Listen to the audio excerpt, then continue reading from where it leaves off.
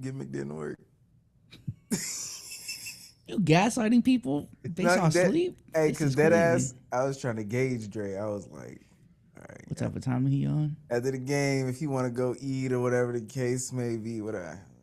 You good? A long day. That shit was exciting on stage. I'm kind of exhausted. I was a little nervous, gassing it. Bro, I left my house tired. No funny. And I didn't eat all day. I don't know. I'm 36, bro. I can't be doing that. Shit is embarrassing. Ladies and gentlemen, welcome back to another episode of the Let's Keep It a Buck podcast, presented by PrizePicks and HMA. Ooh. Okay, Josiah. I got the guys here with me. Did Players Choice rebrand their logo? Yeah. Yeah, they did. Oh, yeah, I like that. Besos, how you doing today? Good. 26 and 26. Shout out to you.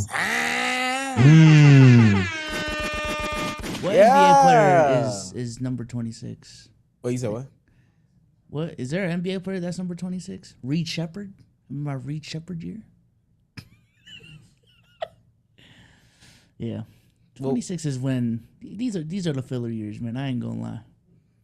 We here though. We here. We'll get into your weekend in a second, but I know Bree had you screaming. Oh cap. What the fuck? Yeah. No awkward laughter way out of that one. Yeah. I know she had you screaming. Damo, you thinking about it? Oh shit. Oh wow.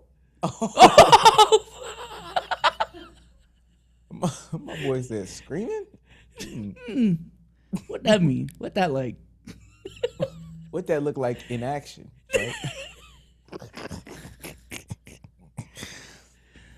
Damo, how you doing today?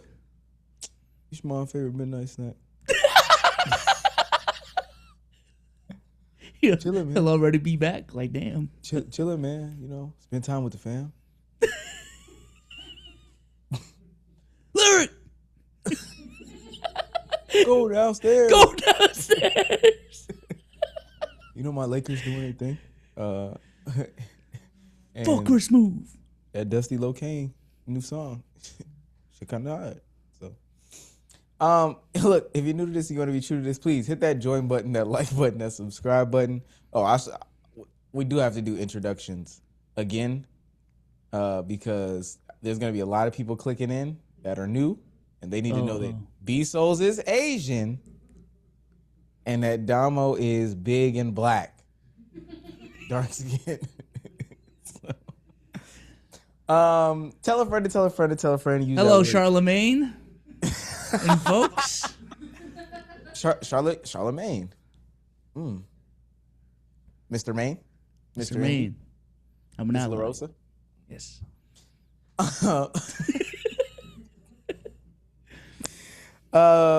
If you're an audio listener, please leave a 5-star review. I learned so much this weekend. Apparently, that stuff actually does matter. Like, we joke about it, but nah, that's what they be saying. It's some podcasts that are only audio people still in 2026. I did not know that.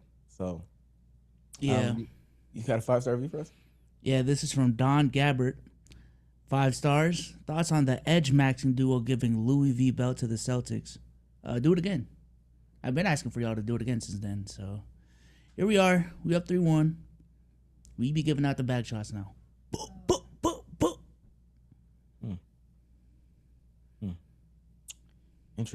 Interesting. Last but certainly not least. Dre, do we not have a 2-panel? Look, I thought we had a 2-panel joint. Oh, okay, there it is. Yeah, I was about to pull it up. Last but certainly not. Oh, Damo. Yeah. How you doing today? Is he frozen again? Yes.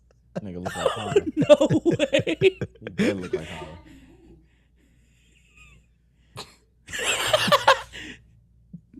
Nah, this No, what if he's like statue maxing? Like this is. Yo, shut up, bro. Shut up. Oh, he's moving.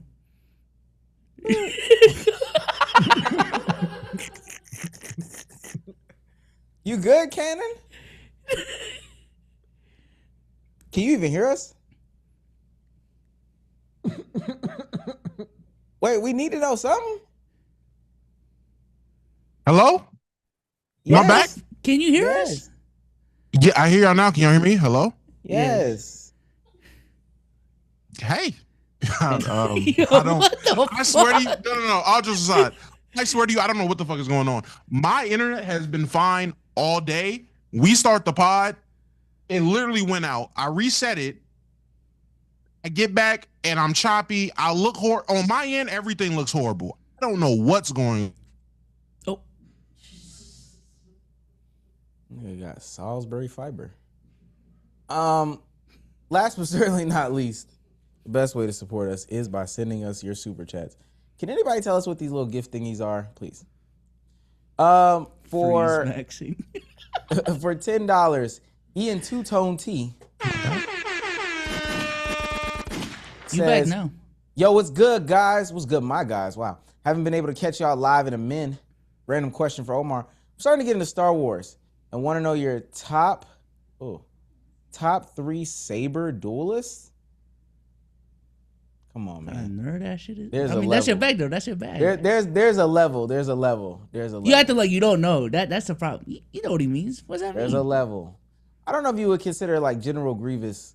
The Four Hands is good. Darth Maul is good. Ahsoka is okay. Those are some pretty good ones. For all the Star Wars fans out there, are y'all reading books? Are y'all reading the books? I started to read the book, but I just haven't had time. Plus, I've been a little depressed. Shouts out to ASAP Tim.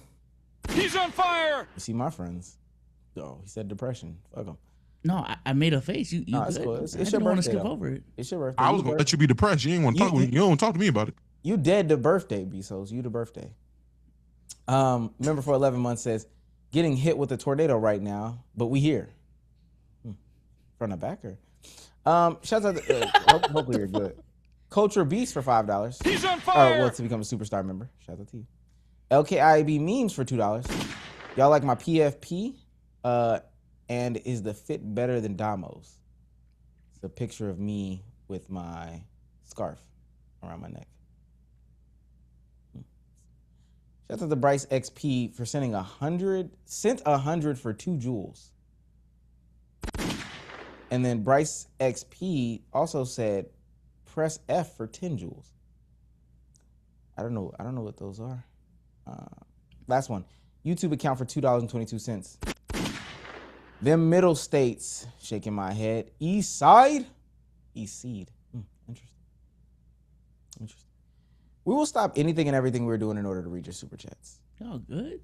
What's with these super chats? Hey, on a different level. But without further ado, let's get into the ball.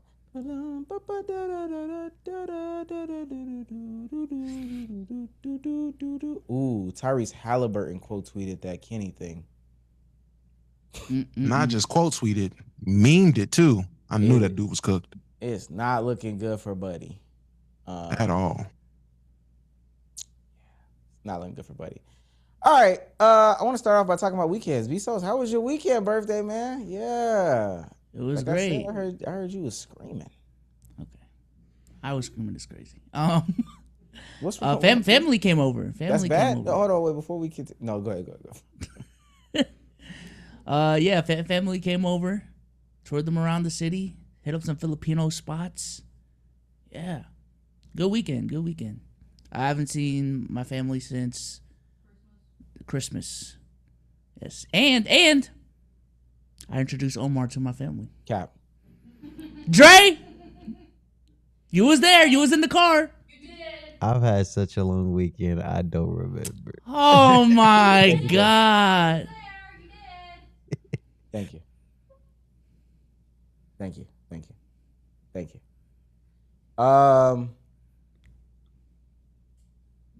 Okay. I just Is he freeze maxing again? yeah, he is. Oh, that's a horrible friend. Yeah.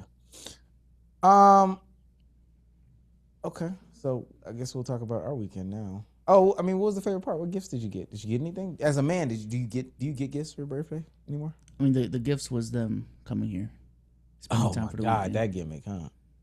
Nah, it wasn't a gimmick. It was a good time. It was a good time. No. Yes. So let yes. me ask you this: Is it? And Bree is right there. When is Bree's birthday? August. Oh, Bree's a Leo? Yeah. No fucking shot. So you love us for real. What day is the birthday? 21. No fucking 2 days out. No way. Are you serious? I thought we've been on this. Oh wow. I rock with Bree. Why we get along so good with Leos? Yeah, I know, right? I honestly, you do go through a lot. I understand it now. What? No, you go through a lot. You got 2 Leos in your life. Oh. Your wife, your best friend. His father-in-law too. My dad's a Leo. Oh, swear? Uh-huh. Oh, that makes sense too. I met him. When is his birthday? The 17th? No, this is in July. My mom's a Gemini too, so he just the zodiac's just smacking him. Okay, upside let me ask. If Bree's parents come to Chicago, is that a gift for Bree? Is that a gift? Yes. Hold on, Bree, is that a gift? Yes, I was supposed to see them for Easter and our flight got canceled, so I haven't seen my parents since we moved.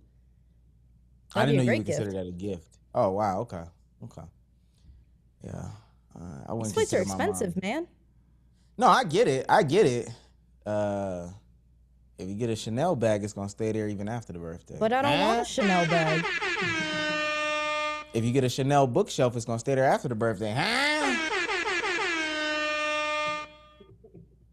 Okay, but that's good I though. don't That's want good. a Your Chanel. sister's good. What? Your sister's good, Bezos? That's good. Yeah. Good, man. My sister's going to college now, so we discussed that. Damn, Oh, is she's she? getting old. Yeah. In North Carolina, or is she coming up to you? North Carolina. Okay. Is Bree still on the mic, Dre? Yes, sir. Okay, last question. Did you have Bezos screaming for his birthday? No. We don't have an actual door on our bedroom, and his family was on my couch. That would have been real fucking weird. Oh, so tonight, though. No. You could take over if you want, though. Have at it. Oh. I'll take over. You seem to be into it. It's not coming back. No cap. It's not. It's not going back. Ain't this my boyfriend already based off of what we had to tell them people that one time? That's what I said. Go take care of your mans. Oh, fuck. Okay. Can we get never talk like this. Your mans? You never said that.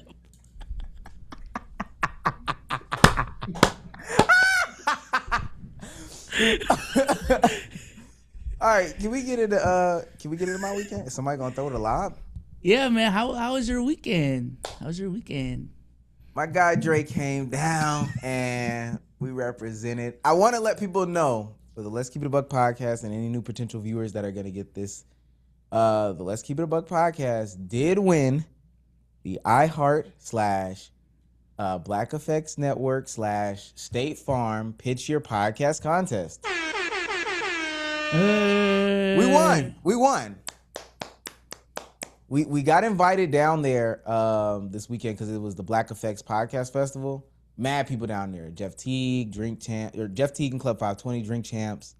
Don't Call Me White Girl, Kev on Stage, Deontay. All these people were down there. And I'm going to tell y'all something right now. And I wanted Damo to not be dealing with Salisbury Wireless so we could have figured this out. Yeah. But this is what happened. And I do want Dre to come off mute for this one. So I think Bezos was in some of the email chains, but they dead ass say, so for what it's worth for the audience, Bezos and Damo did not go. Bezos had his birthday, Damo had to work. So Dre and Holla, friend of the show, family of the show at this point, had to pull up. I tell them, hey, based off of what the email says, and Dre sees these too, all they're gonna do is just all they said. We're not doing any trial. We're not doing a live pod off. None of that. We're just going to the front. They're gonna announce the winner at the front of the event, by the gate or whatever the case may be, by their booth. That's all they're gonna do, and then we'll go from there. Lady texts, says, meet us at the front. Shake our hands, hey, we waiting for the other guest or whatever. Next guest comes, shakes his hand and says, yeah, after this, we're gonna go backstage. All of us. Backstage? What do you mean?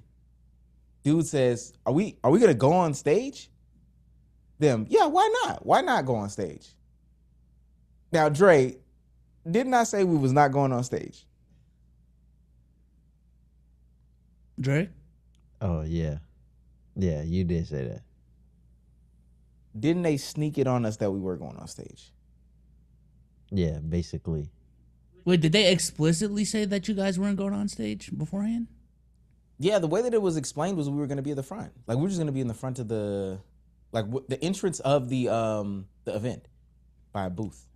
Oh. Yeah, I did see some of the email chains. They were just like, yeah, you're going to come out. We're going to have a good time. Yes, it's just small. Yeah. So then we, the next person comes. Even the next person, nobody knows what's going on. We go back there. We're standing there. Them, go in the green room. We go in the green room. That's Kev on stage, Tika Sumter, Clarissa Shields, and Papoose are back there for some reason. All these celebrities. Starstruck? No, I wasn't. Okay. Dre, were you? Just Clarissa and Charlamagne. Also, we thought Clarissa was tall, but yeah. So we're back there waiting. They finally come up, and that's when they're telling us, yeah, we're gonna give you a mic. You're gonna have to speak now. All of a sudden, speak. Look at me, so speak. Yeah, speak. Yeah, they like, okay, so who wants the mic? Everybody back up. Whoa. Mike. What are you talking about? Speak. Nobody said. It's a pod festival, man. Get ready to pod. Literally, nobody said we were actually going to be podding. Nobody said that. Okay. And so then they explained, no, you're just going to go here, and you're gonna have to say your podcast pitch. If you win, go to the left. If you lose, go to the right. Cool. Of course, they default to me. I don't know, So they put us back outside. We're standing outside by an entrance. Charlamagne and whoever was just on stage walk off stage, and he's standing by the ramp up or the stairs up. He stares right at me. Charlamagne? The yeah, guy? he's like, is that the? He taps the dude next to him. Is that the people from the Pitch Your Podcast? Yeah, comes over, starts dapping us up. Charlamagne is short. Charlamagne is.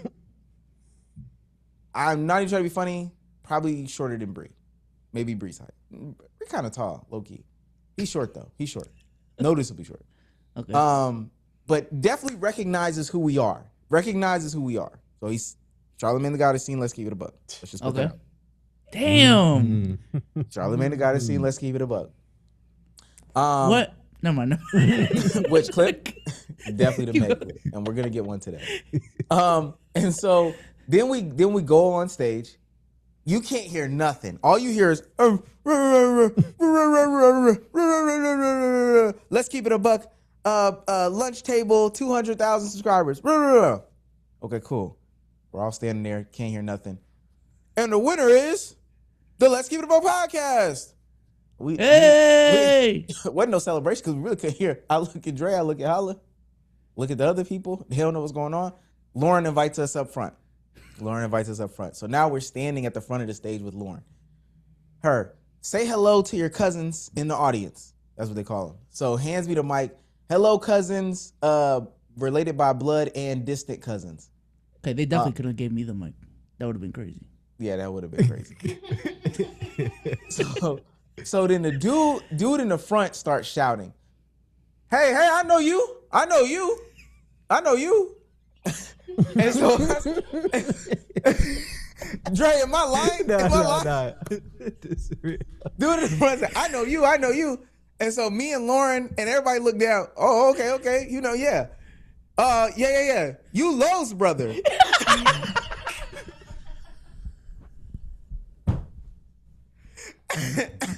And we're dead ass like, All right, bro. All right, I You guess. blowing up the spot. What made you go with that verse? You could have said you see me on YouTube. Why would you say that? And I'm like, all right, bro, that's cool. At this point, that's mad niche, bro. I ain't gonna Yeah, lie. come on. Who is he? Who is he? Get him There's out so of many here. different points of reference with you. You could have said you the dude from Gil's shit. He could've said Lowe's, anything. bro. Lowe's brother. And I'm not even because I hate when when that stuff happens. People be like, "Oh, you go too hard." Lowe is my brother. Come on, gang. Come on. We doing too much. And so then, all right, they like clear the stage. Holla starts to go back to the right. I start dancing. Dre is going to the left. We don't know where we're supposed to be going. We go down. We get off stage. And again, Wait, you just started dancing? yes, Okay. yeah. I've been practicing my. Yeah, you just gotta. You gotta get off your twerk. And that's exactly what there's an audience. Hey. And so we get off. We get off. You up like a bad bitch. Yeah, they was hyping me up. Gotta get it popping. So we get off stage and they start like interviewing us in the front or behind stage. Still don't know what's going on. They take us all the way to the front. They start interviewing us again. They on stage at this point talking about little people sucking dick is a crazy. Like I'm telling you, this Dre in my line. No, he is not, bruh. This was right after they announced you guys as Yes, for us. the next people on stage. It was Mona. I can hear her. It's Mona and somebody else, and they talking about little people sucking dick. I don't know. Damo, you missed out. And so that's his bag, right? That's a Duffy. That's And a so Gucci then- right there. And so then we asking him like, what is this? Like, what does it mean that we won? What does all this mean? Apparently, we'll go to email in the coming weeks, but we won. Oh! I forgot to say, Lauren on stage did say, "Welcome to the Black Effects family." So that might give us a little hint, but stay tuned. Okay. How are the fits looking at the event? I know that was a big contention. Holla on look the good. podcast. Holla look good. Dre look good. Holla look good. Yeah. Holla. No, I'm talking about like at the event in general. Like how was everyone? Oh, dressed? everybody. Dre, Clarissa Shields. I got Clarissa Shields fit.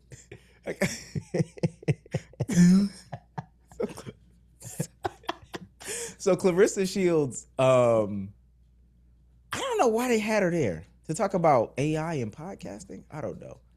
But she went to the Black Effects event and she had on a fit. And I feel like the purple jumpsuit, I don't care about the purple jumpsuit.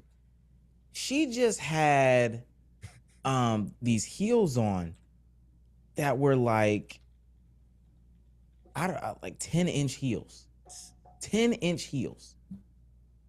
And I thought that was the most craziest thing in the world. Dang, I'm not gonna be able to find it. Oh, okay. This is her walking with papoose. Real quick, Damo, can we see if we can hear you? Damo? Yo. All right, bet. All right, good. Still got some weekend to cover, so. Yeah, this is Clarissa Shields in the and for what it's worth, guys, Clarissa Shields is not as tall as Papoose. I don't think, maybe. Yeah, I don't think people know that, but she had an insane heelage on. Oh, wow. The end of this is so crazy. This is her on stage with the weave and all this. The end of this is so crazy. I'm not going to play the end of this. They compared her to Barney. Anything that prevents. But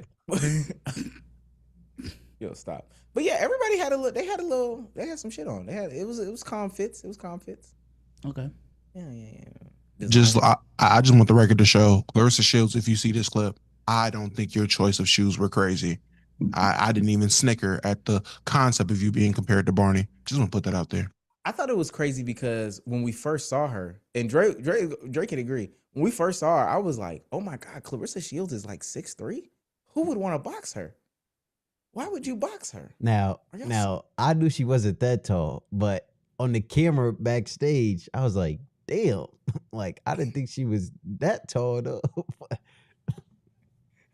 Dead ass. And then when we saw her come around the corner, that's when we knew.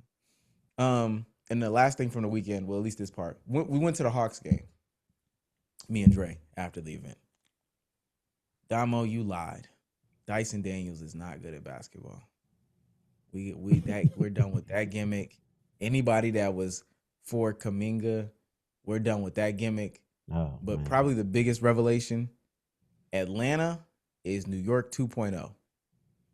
The way that they had so many New Yorkers in the arena celebrating for the Knicks, it was actually pretty crazy. Down to the 8-year-olds. There was 2 8-year-olds behind me and Dre. These 2 8-year-olds. Yeah, what are you doing, Josh Hart? Kuminga, you fucking suck. I hate you. And me and Omar look over at the Pops. Pops smiling and laughing. Look at my son. Like, Egging his ass on. Yeah, Kuminga's trash. Cat had like a 20-point triple-double. Kuminga. Yeah, I seen. But yeah, we're not ready. And then, at the end of the game, Dre, we leaving. Dre goes into the middle of this circle, the middle of this pile. There's a woman with a baby strapped to her chest. yes, and I they got that on video. They what? She's They're in the middle of a dancing. mosh pit. They're chanting like, fuck the Hawks, Knicks in 6. And she has a baby strapped to her chest in the middle of the mosh pit, bruh. Knicks fans travel, dog. No, it's not even about traveling. There are a lot of New Yorkers in the South. Like there's just New Yorkers that live in Atlanta. There's New Yorkers that just live out there. The Knicks is playing bad. We showing out for the Knicks. That's really what it is too. Well, I know like Celtics fans make it loud at away crowds too. I'm trying to see if it's the same in Atlanta because I know like in Charlotte, Celtics fans are loud in Charlotte. I know that. Everybody's loud in Charlotte. Okay. It's been like that my whole life. Everybody's fan. It's a home game whenever they come play us. That's why I was excited for them to get in the playoffs. That'd have been the first time in a long time it would have genuinely felt like a Charlotte home game. But of course, poopy Florida team. I put the video in the on Twitter You put the video on Twitter? with the baby. Wait. I promise y'all, this was the way they was getting it off on us was actually kind of disgusting, bruh. Wait, where'd you put it? Topics. So wait, anytime. one bad playoff game means I lied. Nah, Dyson Daniels is actually really, really bad at basketball game. I mean, that's not true, but a bad playoff game means I lied. Wait, it won't load, Dre. No, Damo, he's bad at basketball. And I think that's fine. I don't think he's not bad at basketball. He might not be the most complete offensive player. He's not bad at basketball. Dre, do you think he's bad at basketball based off of what we watched? The Chicago fan? Well, not the Chicago fan. Relax. I mean, based off what I watched, Cat was eating everybody alive, including including Daniels. So I mean, based off that. So the 6'10" to 7 foot big man with premier offensive skill cooked the 6'6" guard. Well, I mean, he wasn't doing much on offense either. So like, what you? No, he wasn't doing anything. He's not meant to do anything on offense, right? Why am I doing this? So then he's supposed to play defense, but he's getting fraud on defense. By a center? He's not a center. He was getting fried by everybody on defense. It's cool, man. I mean, Cat He's had isn't. Josh Hart doing double step back threes and shit, bro. Like, What would you do if you seen Josh Hart do a double step back 3? Please tell me what you would do, Dre. I ain't gonna lie, you might just got to foul By his him body. after. I don't know. They can play Put a hand up. defense. I promise you, I think they will want Josh Hart taking double step back 3s. If that's the game plan, a Josh Hart double step back 3, that sounds like good defense. If that's what it took. I think I got the video. Is this video? Okay. I don't know why it looks like this, but let me share this. This is Dre in the middle of the fucking. Yeah, this is kind of after died down a little bit. What No, kind I of don't. baby is this? What the hell? They over there.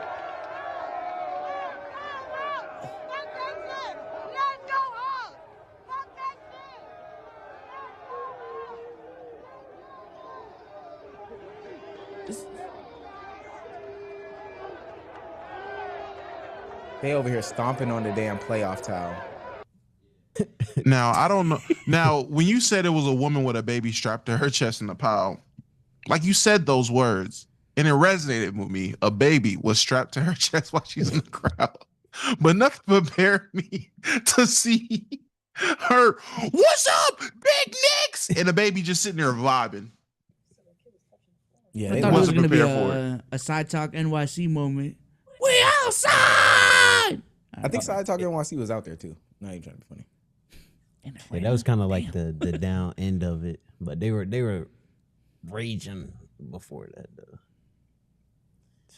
All right, let's get into the madness though. Fun weekend. Hi, Charlamagne. Yeah, hi Charlamagne. That's Yeah, Damo. what's up, Charlamagne? It's Damo right here. There you go. I'm the one that actually dubbed him up, so he remembered me. Face not even on camera. Did anyone there question the personnel? Like this ain't the crew. Like what's going? No one noticed. Not even close. Not even close. Which is strange because, and you know, maybe Brains isn't thinking. I'm trying to figure out how. Maybe he's thinking we look like oddballs, so maybe that's where he recognized us from. But what is that? like we didn't look like any of the celebrities that he knew that he would invite backstage Okay. for this event. So maybe he was like, oh, they must be here for that. Or he recognized my face but didn't remember that you were Asian. So I'm really trying to figure that out. I don't because they were actively looking. Well, they weren't looking for you, but when Dre said that he was B-Souls, or Holla would say he was B-Souls, nobody said anything. Wait, both of y'all B-Souls? No one said. Wait, they both said they're B-Souls. It was never any overlap, man. Okay. Hey man, I mean, what they gonna do at that point? It is what it is. All right, let's get into some of these clips. Let's talk about Michael first. You and I must make a pact. We will bring salvation back. I almost unfollowed you this weekend. I ain't gonna lie. Where there is love. Why? You thought he was gonna spoil the movie? He was live He tweeting did spoil while it. watching the movie. What? It's about Michael Jackson. Were gang. you scared of it getting spoiled? Yeah. You were afraid of spoilers for a Michael Jackson biopic? I'm sorry, I don't know everything about Michael Jackson, so yes, some of it would have been new information. I promise you there was not one bit of new information. Not even close. Free. Oh, it's your birthday. Yeah, it's your birthday. No, do it. No, go ahead, do it. Say the stuff that you be texting in the group chat. No. Look, damn, Damo's mad disgusted, apparently. Wait, is he freeze maxing? Oh, he was. Oh my god, he was. I think this is funny. Bro, I don't know. I'm trying to limit my cursing. I don't know what in the world is going on. My internet has been fine all day. Why is it as soon as the pod start, it is actively flickering? Why is my internet flickering? Let's get through it. Let's get through it quick. First of all, spoiler alert for anybody we're about to talk about this movie, so it's Michael Jackson's life though, and plus you've had a weekend, and plus it's like they sold like $40 million in tickets. Like you've probably seen it. Damo, did you see the movie? Yes or no? Go react. No, I did not see the movie, and after further thought, I'll watch it when I watch it. Yeah, no. B-Souls, did you see the movie? Go react. I did not. I was One of the too worst busy pop this culture weekend. podcasts out. Yeah, no. I've seen the movie. You watch it with him? Nah, he didn't ask me to come with him.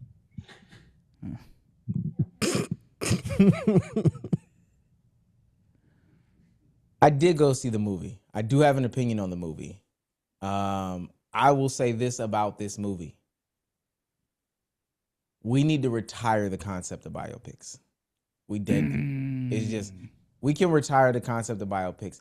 And I'll say this for the people that are already fuck. Omar's the one that saw it. He's the biggest hater on the podcast. No, I want y'all to know. And I would want to know what people have to say about this. First of all, it's fan service. It's a fan service movie. A lot of music. They told about 30 years, 20 years or so in a 2-hour span for the most famous person to walk this earth not named Jesus. It's a little hard to do. So they just sped through it. Got through it. A lot of music.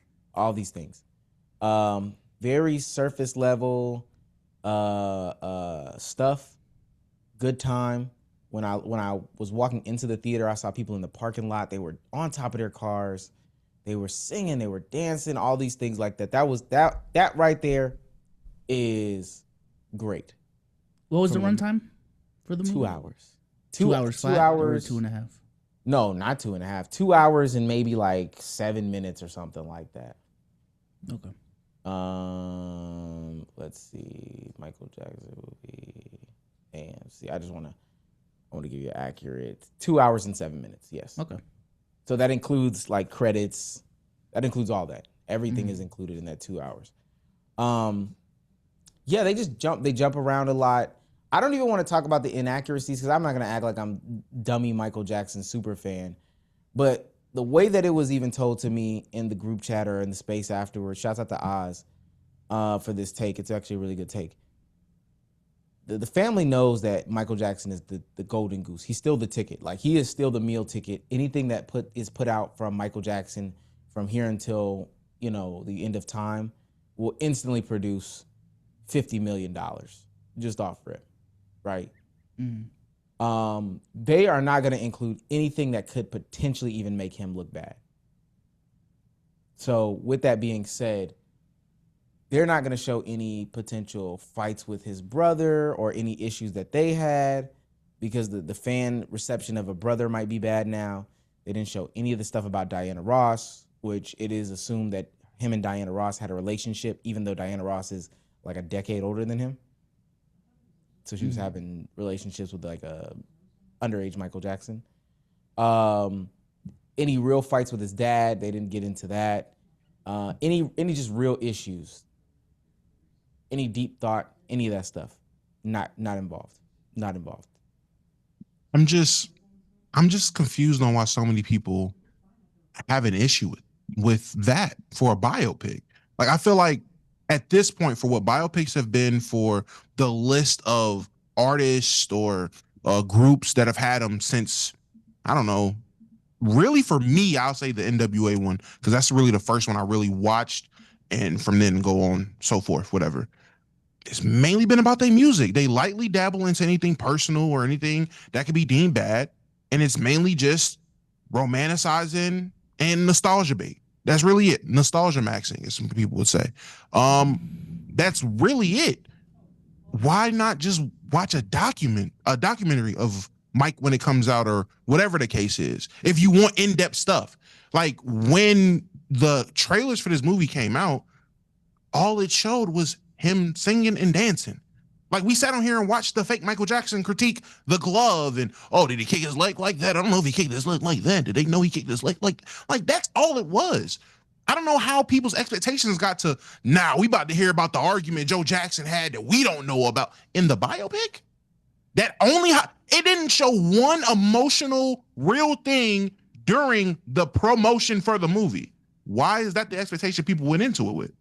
I don't think that the trailer is indicative about what's supposed to go into a Michael Jackson movie.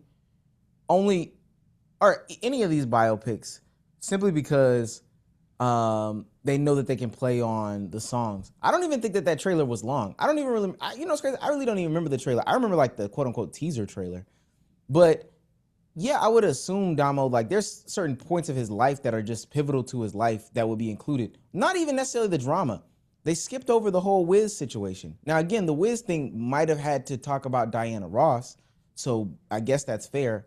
But the way that they portrayed some of these stories, this is where stuff just becomes inaccurate. But they just did it for the sake of, hey, we can just skip up. We can skip up. Even, and I'll say this, from my understanding about his issues with Jermaine Jackson, like Jermaine did leave. They didn't even do this is kind of, I wish we could have the family back together, because that's how he felt. And they portrayed that in another portion of the movie about a whole nother incident. Hey, the family's not together like it once was.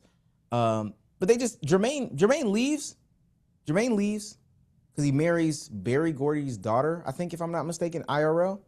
They never talk about Jermaine again.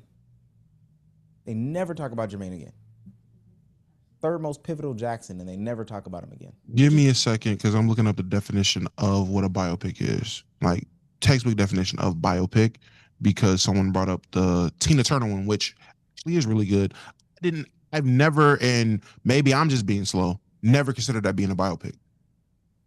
Which, again, I gotta see the definition of it, because it definitely could be. But I was gonna ask you, is there a biopic that of an artist, group, whatever, that you feel does justice to that person? I seen chat say the Tina Turner one. I'm like, yeah, that's probably a good one. In my opinion, I think that's a good one. Tina, and most recently the Elvis one was really good. The Elvis one Was was it? really good. But they also skipped over some stuff. In the Elvis, they didn't really dabble into the underage relationship that he had. Yes, they That did. Which Elvis one I you swear talking about? it was a critique. The one with I'm blanking on dude's name. Austin Butler. Yeah, they did. When he went to the war, that's when he met. Oh man, what's his wife's name? You know his wife's name. Priscilla. Like that was depicted. Now, granted, I think that people wanted a flat out like she's 14. But even then, if I'm not mistaken, it was pretty clear that she was 14 in that movie. And with that also being said, because I remember that being criticism, Priscilla, the movie came out the year after. Bree said, So yeah. So I'm not trying to like clean it off from that and all these other things. Whatever they did not touch on, because they did touch on it in that movie, the next year Priscilla comes out and it's definitely made explicitly clear that she is 14 years old and Elvis is a grown man. Not that I'm thinking about it. I know even the last time we talked about it, I had the angle of like, yo, if you want to watch a documentary, go watch a documentary. But even recently, some of the documentaries I've watched, they've been kind of critiqued in terms of the information that they're even displaying. What's the one I just had in my fucking brain? The Last Dance.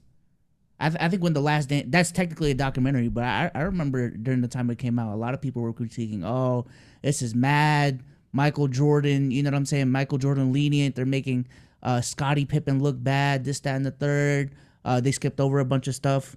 So I don't know, I just feel like with a lot of, any media now, it's just about basic media literacy and knowing, you know, the things that need to happen for this piece of media to even be produced. So know the biases going into it, know what is or isn't going to be included. And if you really want to find out the truth, don't consume highly produced media on it. Like, you know, go on YouTube, go on, you know, do your own research, like actual independent research. Like if you're looking for the truth, that's truly the only way to do it these days. Well, it truly depends, because the same way you can look at a documentary like The Last Dance and say that it really didn't do its job, there are plenty of documentaries that do. Just like apparently there are this laundry list of biopics that people want to say also go into depth and everything. Again, maybe my definition of biopic was just wrong or warped based off of what I've seen recently or in recent times compared to before. The Ray Charles is another good one. Didn't watch the Bobby Brown one or Freddie Mercury one. But again, initially, maybe I'm just fake, because initially I was like, oh, but watch this. But slowly I started to realize, man, I'm not a huge Michael Jackson fan when it comes to the music. Feel like this is going to be heavily on the music. The more I became like, okay, when this movie comes out, I'm probably not going to watch it as quick as I thought I was. I'm still going to watch the movie, but my hype died down once I got the feeling like, yeah, this isn't, I don't think they're going to get to the meat and potatoes of what we all want to know. This is just going to be, I'm about to watch Thriller be made behind the scenes of Thriller. That's what I felt it was going to show. And I'll say this last thing, because I think that this is like my problem with it inherently. And again, for people that are about to, of course, Omar didn't like it. I listened to the Michael Jackson songs after the fact. I mean, I had at least a decent amount of Michael Jackson in my rotation currently, so it is what it is. James Brown one was good. Yes, it was. And then also the Ray one was good as well. Like, the complexities between some of the issues that could have really been talked about was very interesting. Michael Jackson, we know, had issues with his image, with the vitiligo, with the way his nose was, how he felt about his nose, all these different things. I'm gonna tell you how it's portrayed in the movie. It's not a spoiler. He gets Bubbles the monkey. He's sitting in a room showing Bubbles the monkey the book Peter Pan and the Lost Neverland Boys, or whatever the case may be. And he's skimming through the book, stops on a picture of Peter Pan, shows Bubbles the face, kind of caresses over the face like, yeah, this is a good face, goes and gets a consultation / rhinoplasty the next day. In that consultation, it's highlighted that he has vitiligo. He gets the surgery. You know, nose is different. Goes back home. Joe sees him, says, "Come here, let me see." Sees that he got his nose changed. Doesn't say nothing. Cool. Nose heals up. That's one surgery. Michael Jackson has had many a nose surgeries, facial. We know that. We know that as consumers. The next time that he gets surgery, all they do is just put a Band-Aid on his nose. So like he's got his new nose. He's navigating life, and then in just a random scene, he has a Band-Aid on his nose, indicating that he got another surgery. No real conversations about anything like that. And with that being said, I don't want biopics produced by the family members, by people who have vested interest in keeping your name clean. But people that are just not going to, people that are just going to act like this is just the whitewash, like you, and not even you didn't do anything wrong, but we don't really want to get in deep. We want to sell tickets and we want to keep it moving. I think that's why Janet stepped away.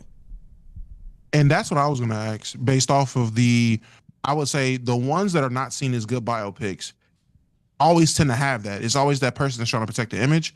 I would want to the one that's seen as bad. The ones that everyone's listening as good biopics, who was involved in making those? Were the families involved in that heavily? Was it mainly just like that's kind of what I would ask and see if that's the common denominator? Because if the NWA one that was bad is because of the family, if X, Y, and Z one was bad because of family of people who had more interest in keep selling tickets and keeping the name good, that might be the issue here. So that might be something to look out for. Let me ask too. Do you think it was one of those movies that there was a lot of fluff that they could have cut out, or it just needed to be longer? Because you did say it was only 2 hours. Yeah, somebody said it. Omar wanted a 6-hour movie. Absolutely. I don't think you tell the story of the most famous person in the world. And again, I know this chat knows, just for anybody that will consume this. Michael Jackson there's nobody touching it. No, there's nobody touching him. And for the length of time that he was famous as well. We're not talking about even respects to anybody that we think is famous now. Beyonce has not been famous as long as Michael Jackson was famous. Taylor Swift, Rihanna, Drake. That's not a slight to them. Michael Jackson was famous at 6 years old to the age of his death. That's a long time. When you did say 2 hours, that does seem short. Like I was expecting at least 3. And especially when I found out it only ends at like what, 89? 89, yeah. Yeah, so I mean, they said it's that still a long time. They said that the original film was 4 hours. Put it out. I actually don't think that there would have been a difference between the 4-hour movie and this 2-hour movie ticket time. Or ticket sales wise. Oh no, absolutely not. People wanted it. Jackson the American Dream, which is considered to be one of the like greatest things in the world, two-part ABC miniseries that came out in 1992, covered roughly 40 years of the family's history, was 5 hours. Well, let me ask, do you think this would have been better as a miniseries? Absolutely. 1,000%. Not even close. But that, budgetary things and all these things like that. You just can't tell that story. And Michael Jackson probably is one of the only people that's like this. You just can't tell that story. I was about in to 2 say, hours. because I know, I mean, this is a heavily criticized biopic, but Ryan Murphy's like Jeffrey Dahmer stuff, obviously completely different. But I did like the fact that it was given, the story of him. It was a decent amount of episodes. Yeah. So last thing I'll say, just don't. If you guys are about to write a biopic on me, I don't want anybody involved. I don't want any of y'all involved. I want a third party to really come in, ask y'all's opinions and stuff like that. But we'll get it. Wouldn't you need clearance though from the party at some point? Like you can't just do a third party biopic just fully. To an extent, depending on what they say, but yeah, no, they can do that.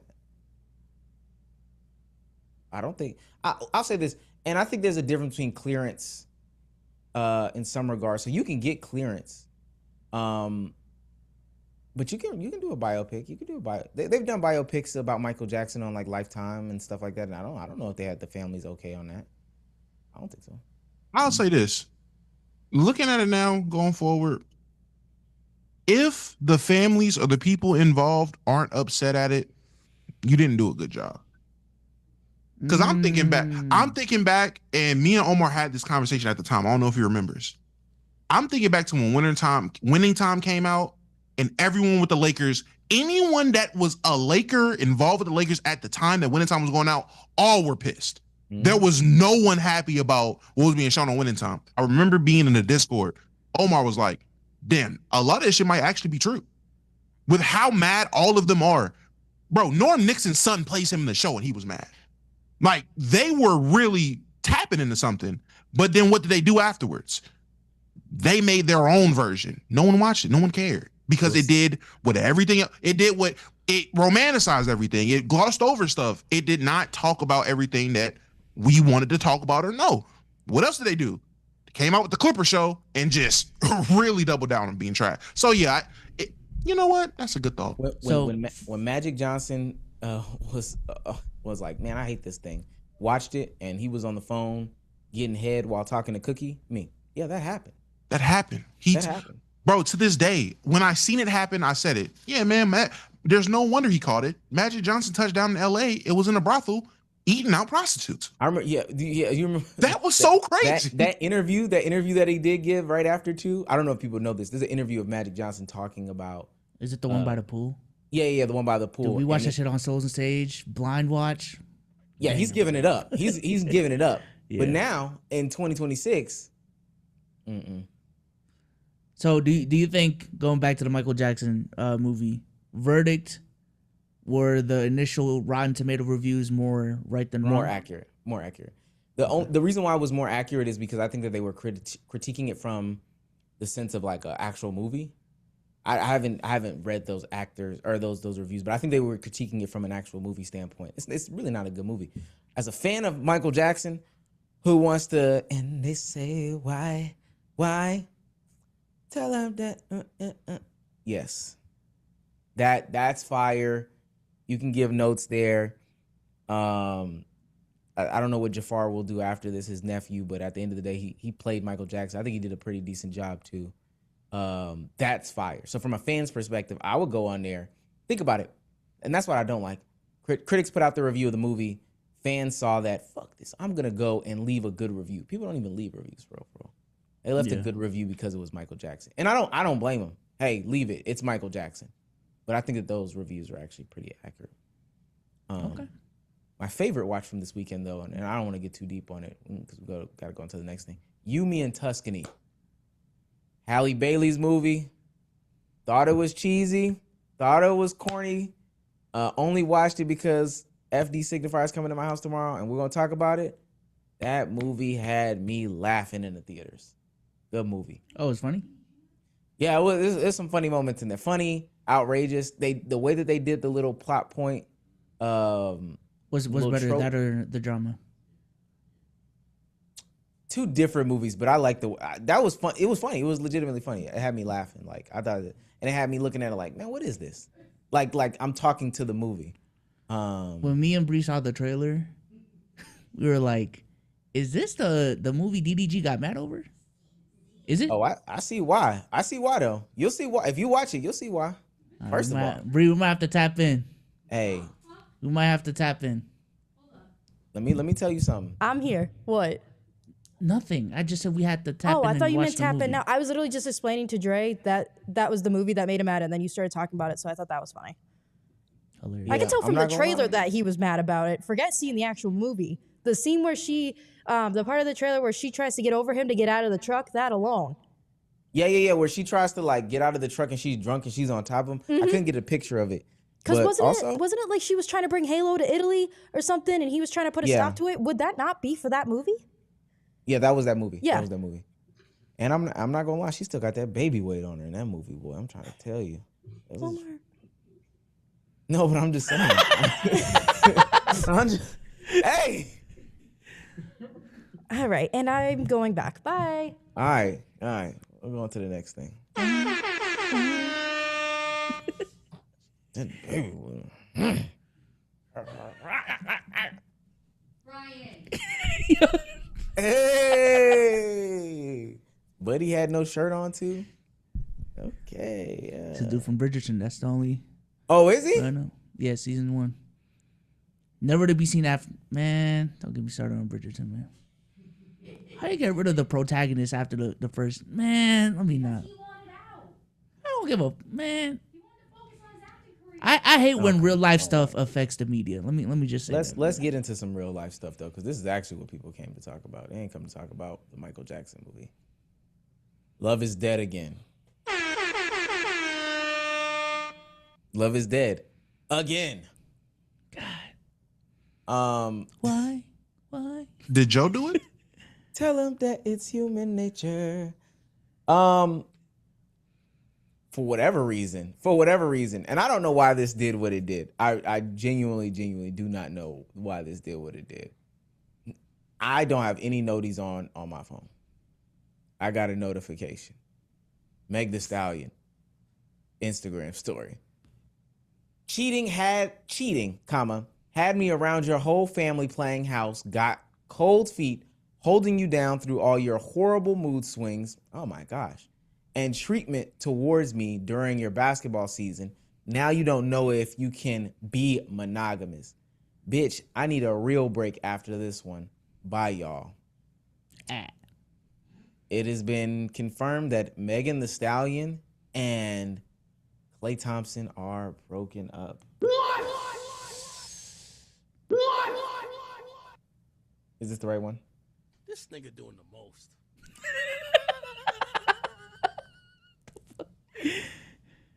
Yeah. Man, I was getting white cooked on the other platforms today for my take, man. They're not ready for me, man. That's what I figured out today, man. No, but it's time to it's time to keep it a buck. Like, now is your time to keep it a buck. First and foremost, where do we start? Where do we start? With the roster? The roster? His history? Or just the available Rolodex? Is that like? Because I don't think we care that they like Klay cheated. Okay, cool. Yo, we're horrible. We're a horrible platform, man. I ain't gonna lie. This is bad looks. I don't think Meg should have went with this one. She shouldn't have. Got to give the criticism. You got to come on now. You can't go to the internet with this one. You can't. Let me ask y'all a question before I really say what I want to say, because I want to know what page we're on. And you can't play house with a nigga. That's what went wrong too. But that is very true. How many times do you need to see somebody going through toxic relationships online in the public before you say, it's something about you? How many times? Are we referring to Klay cheating? No. I'm asking y'all in general, question? just the general concept. How many times do you have to see a person go through toxic relationships in public or online? Probably three. With multiple people, with different people, not the same person, with different people. How many times before you say, okay, no, there's something with you? At this point, 3 for you, Souls. How many times? 5. 5? Generous. Wow. Okay. I will say this. I have been following Meg Thee Stallion. Oh, wow. Honestly, since like the inception of this pod, 2021, the Meg clip, I've been following Meg for years at this point. Let me tell you now, I don't care if y'all say I'm victim blaming. I don't care if y'all say I'm being red pill. I don't care if y'all saying this is let's keep it misogynist. At a certain point. We don't mean that, Charlemagne. We don't mean that, Charlemagne. We do not mean that, Charlemagne. Charlemagne, we do not mean that. At a certain point, you gotta look in the mirror and say, what am I doing to attract this much toxicity in a relationship. We gotta self-reflect. Y'all call it victim blaming. Self-reflection is how people grow. And for all you Meg fans, y'all should want her to be a better person and grow from her experiences, because she's not. What idiot gets in a relationship with a known cheater and believes this time is different? One dog, you're stupid. Any man who owns a private boat and is online with multiple women on said boat ain't shit. Let's be real.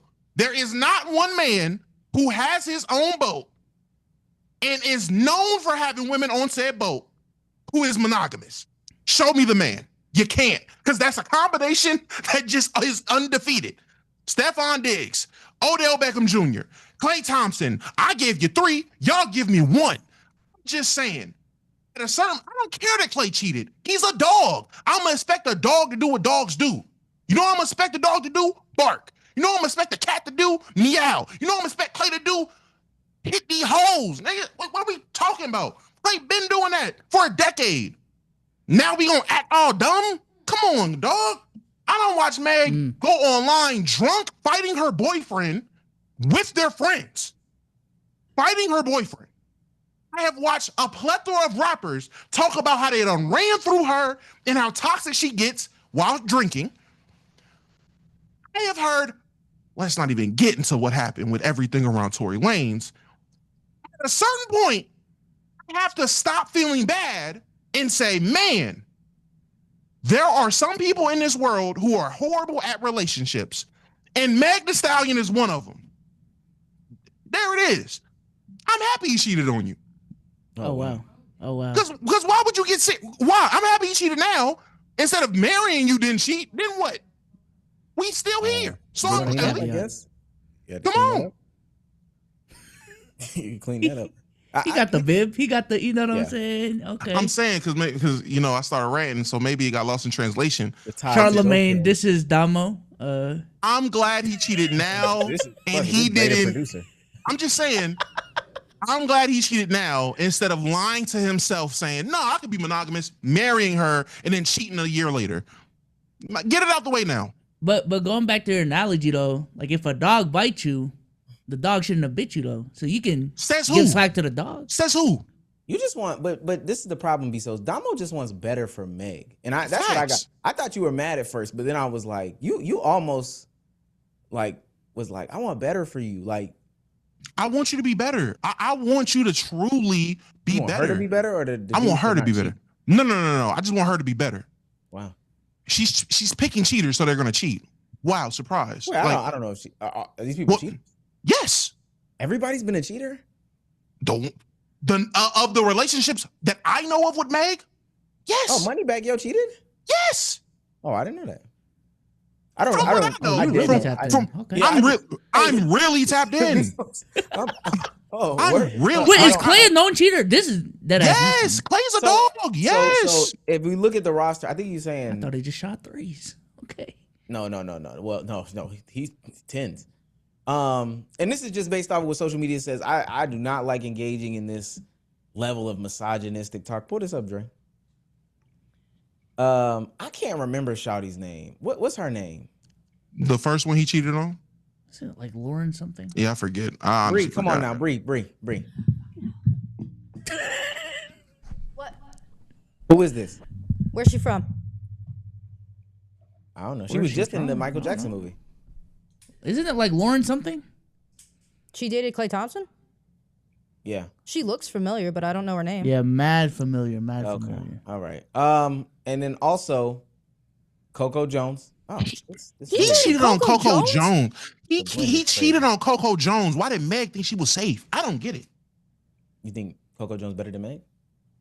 And then No. Meg Thee Stallion. Ew, why Now- her head look like that in that picture? Laura Harrier. Harvey? Lord, No, was it? no. No. Oh, Is I it was not like, that's Lori not Lori Harvey? Harvey. Now, if he had, If that- had to have a What do you different conversation. at that point, that's all the Infinity Stones. Where's the gauntlet? Jesus. Lori Now Harvey? they do say that the person that he did end up cheating on her with was Lexi Brown from the Seattle Storm. She denied it. But Damn, take the load out of there, gang. Okay. All right. It's okay, Brian. I was about to say the same thing. That she denied it. Come on, I'm not surprised. load shooters.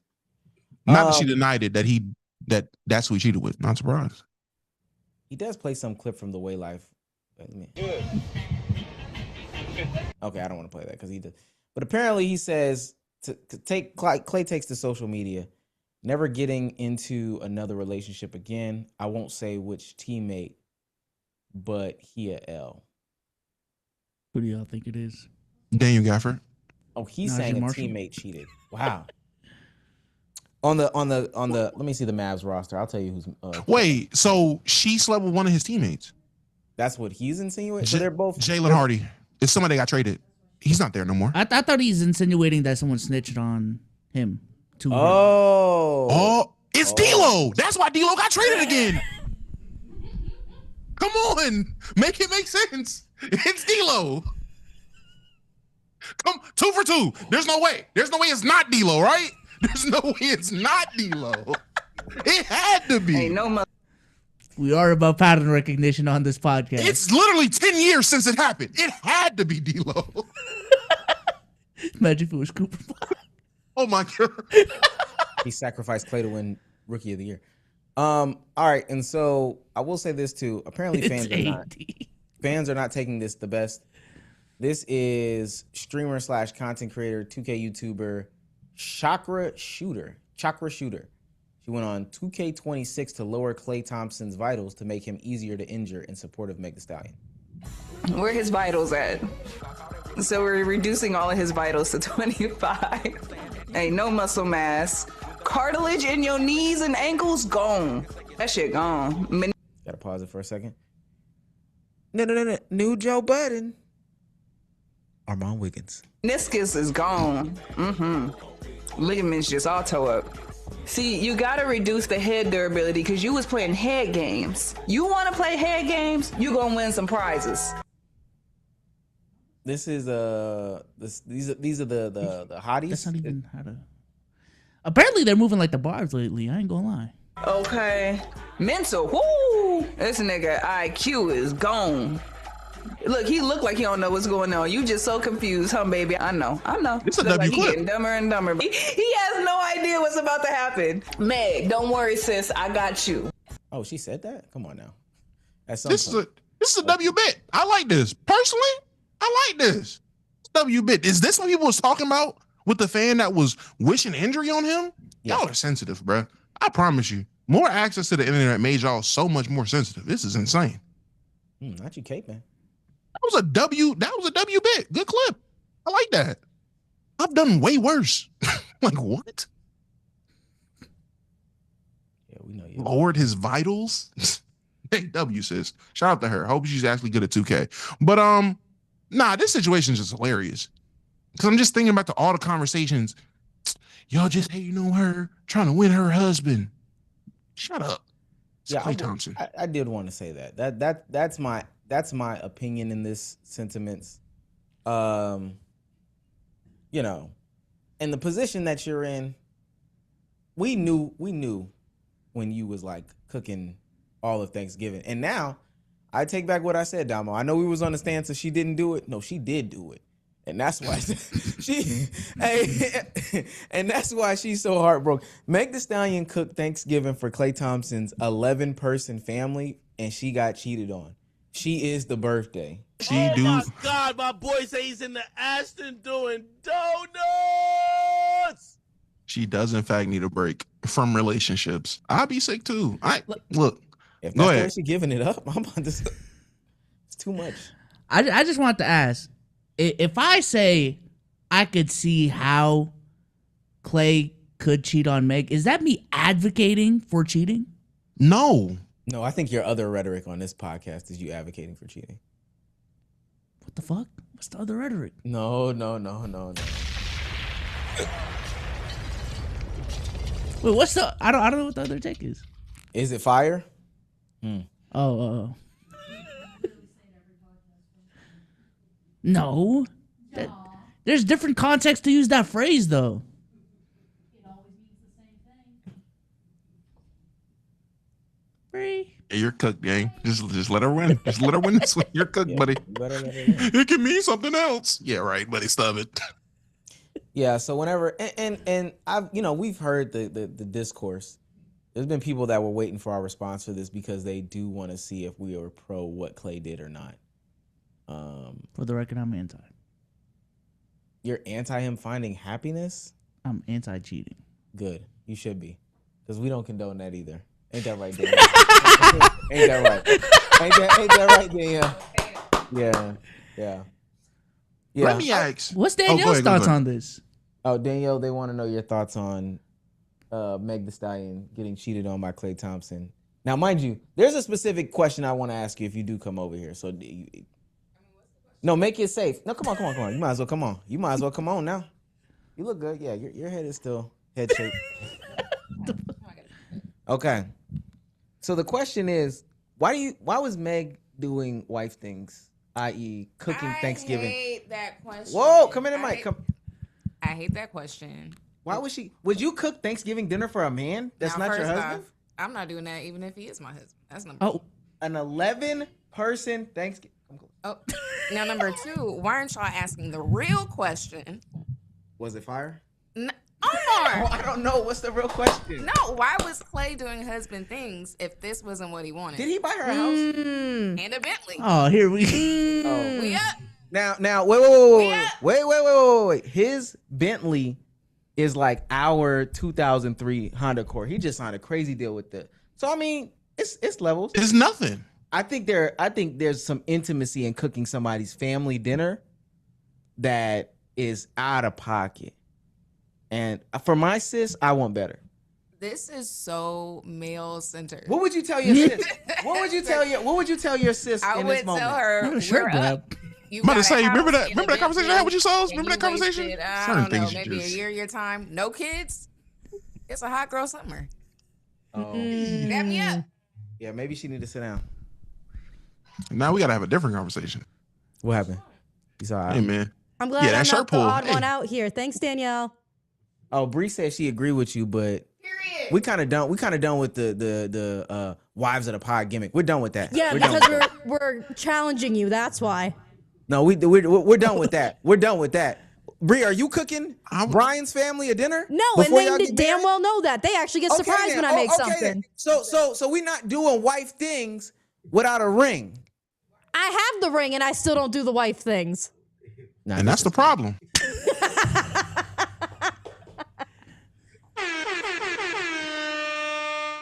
What? All right, Damo, that's okay. Next time I see you. Yeah. Any last words for our good sister Meg? Take it off. Because I'm not gonna lie, I lied. Let me say this to the community, to anybody, anytime that I've ever spoken about Meg, I have lied. She actually is doing all of these things. Meg, you gotta reel it back in. Can I just ask, is it actually true that Klay initially asked her to not be monogamous when they started dating? Because that started floating around too. I will just say, if there is truth behind that, and I want to write at the camera, Meg, if Klay really told you he did not want to be monogamous, and you performed nothing but monogamous acts and expected that man to be monogamous, you are the problem. He was honest from day one, and you tried to change him. You are the problem. If that man tells you he's not, matter of fact, this goes for the regular woman too. Hey, if that man tells you who he is from day one, believe him. Don't try to change him, especially when you're in your 30s. That's really, you really shouldn't be trying to change a grown man in his 30s. If he's telling you he can't deal with one woman in his 30s, believe him. Now, if that's not true, if he really did sit there and lie to you, hey sis, again, self-reflection. What is it about you that keeps getting you cheated on? Because that's what we need to figure out. Is it, have you been cooking Thanksgiving meals this whole time? Stop. Maybe that's the problem. Stop cooking. Whatever you're doing, do the opposite. You stop shaking ass online because you got a man. Now he don't feel there's a challenge. Let me ask: is there a world where she gets cheated on and you do feel bad for her? Yes. What's that? No. That scenario? In 2026, no. No, there is. If she starts dating Sage and Sage cheats on her, I will. Well, outside of someone I know getting with her and them cheating, that's on. Dwayne gets with Meg Thee Stallion and cheats on her. I promise you, I feel bad for Meg Thee Stallion. So outside of that, in 2026, no, there's nothing she can do to make me feel bad for her getting cheated on, because I've seen her display too much toxic traits in relationships for 6 years now, 5 years now. And I know can't go for it. I know I said this to the 2% of girlies that are listening. Do the relationship stuff, while y'all aren't in a relationship. Lay all the cards out on the table. Lay them all out on the table. That's true. Don't let these single women or unmarried women tell you, don't be doing wifely things before a ring. Bitch, you don't got a ring. What are we talking about? Don't let divorced women tell you that either. Bitch, you lost your ring. What are we talking about? Do what you feel is right. If you are auditioning for this job or this role, give it your all. You want to be a wife? Show him you are wife material. Sometimes he want that. Never mind. We'll save our real thoughts for the members only pod. I'm looking at the chat, yo. Glozak, stop. All right, let's take care of some business because we still do got some clips to get out. Listen, man, shout out to PrizePicks for sponsoring this lovely podcast that we have right here, our favorite way to play daily fantasy sports. Listen, man, the playoffs are here. A lot of great basketball is being played. And Damo, go ahead and make some picks for us, man. Absolutely. Let me get this pulled up on my side. There we go. All right. Well, in light of everything I've been doing in my exclusive knowledge, we're gonna go to that Nikola Jokic PRA at 54.5, and we're hitting less. Yeah, Dre, you already know what time we on. Go ahead and scroll down for me. What does that say over there? Is that Paulo Banchero? What is that? Oh, points. Yeah, hit the more.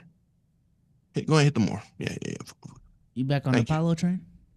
Hey, man, PB might not even need a J. Come on, dog. Listen, I never got off the train. I just said, I'm going to be quiet while y'all get it off.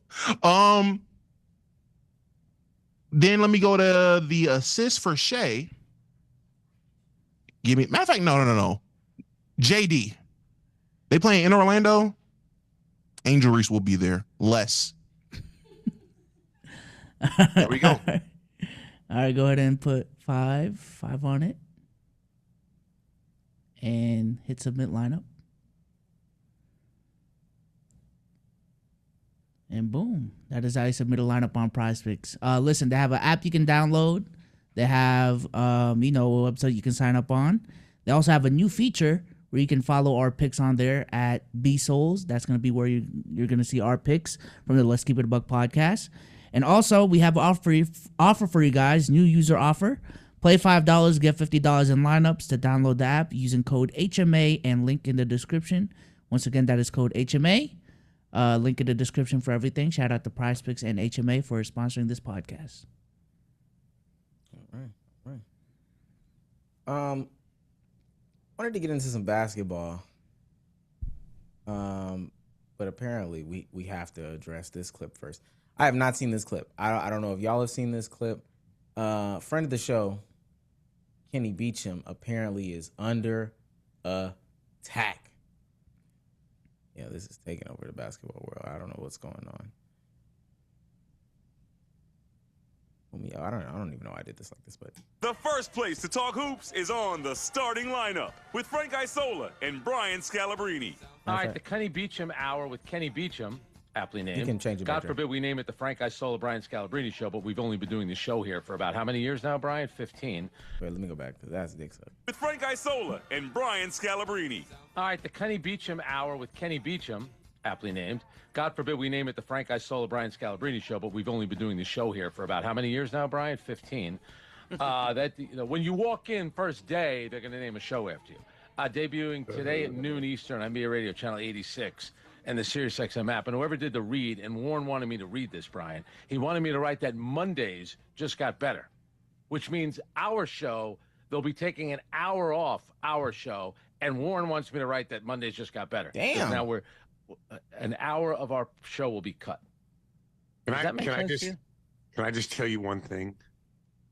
Right now, you need to calm down. just trust me on this one.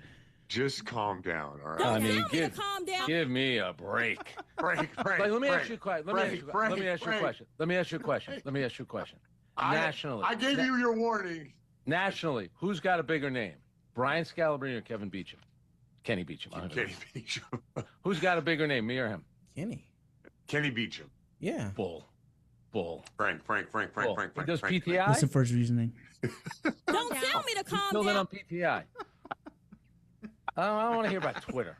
People buy followers. Warren, don't. Just remember, I've told Frank just to go, man. Chill, man. Chill. Who is he? Who is he? He's taking an hour of our show. And Warren wants me to write that it just got better. That we're not going to have an hour of our show. All right. Who is he? Man, did you see Pritchard yesterday? You're so corporate. You're so corporate, man. It's Chime. Oh, whoop-de-doo. He works for NBC. You know, if he works for NBC, can you have the Orlando game start an hour earlier tonight? Why is that game at 8 o'clock? Yeah, maybe he gets an hour. Does he get an hour on the pregame show from 7 to 8? He's still going. Oh yeah. I'm stuck in this world forever. Frank is never going to let me out. Why don't you give him the hour between 7 and 8 when the game should be starting? Why are they starting at 8 o'clock in Orlando tonight? Well, I will say this. We are the starting lineup. It does seem like at this point it should be our show, right? Yeah. Well, how about you have a new person show up and like he preempts our show and he gets an hour of our show and they name the show after him.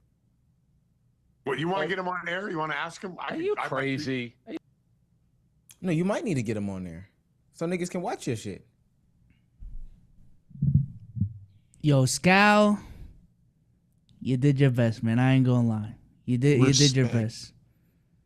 I think he was definitely trying to keep it cordial, but he did a good job of standing up for Kenny in that regard. Because I think they may actually be coworkers, Brian and Kenny.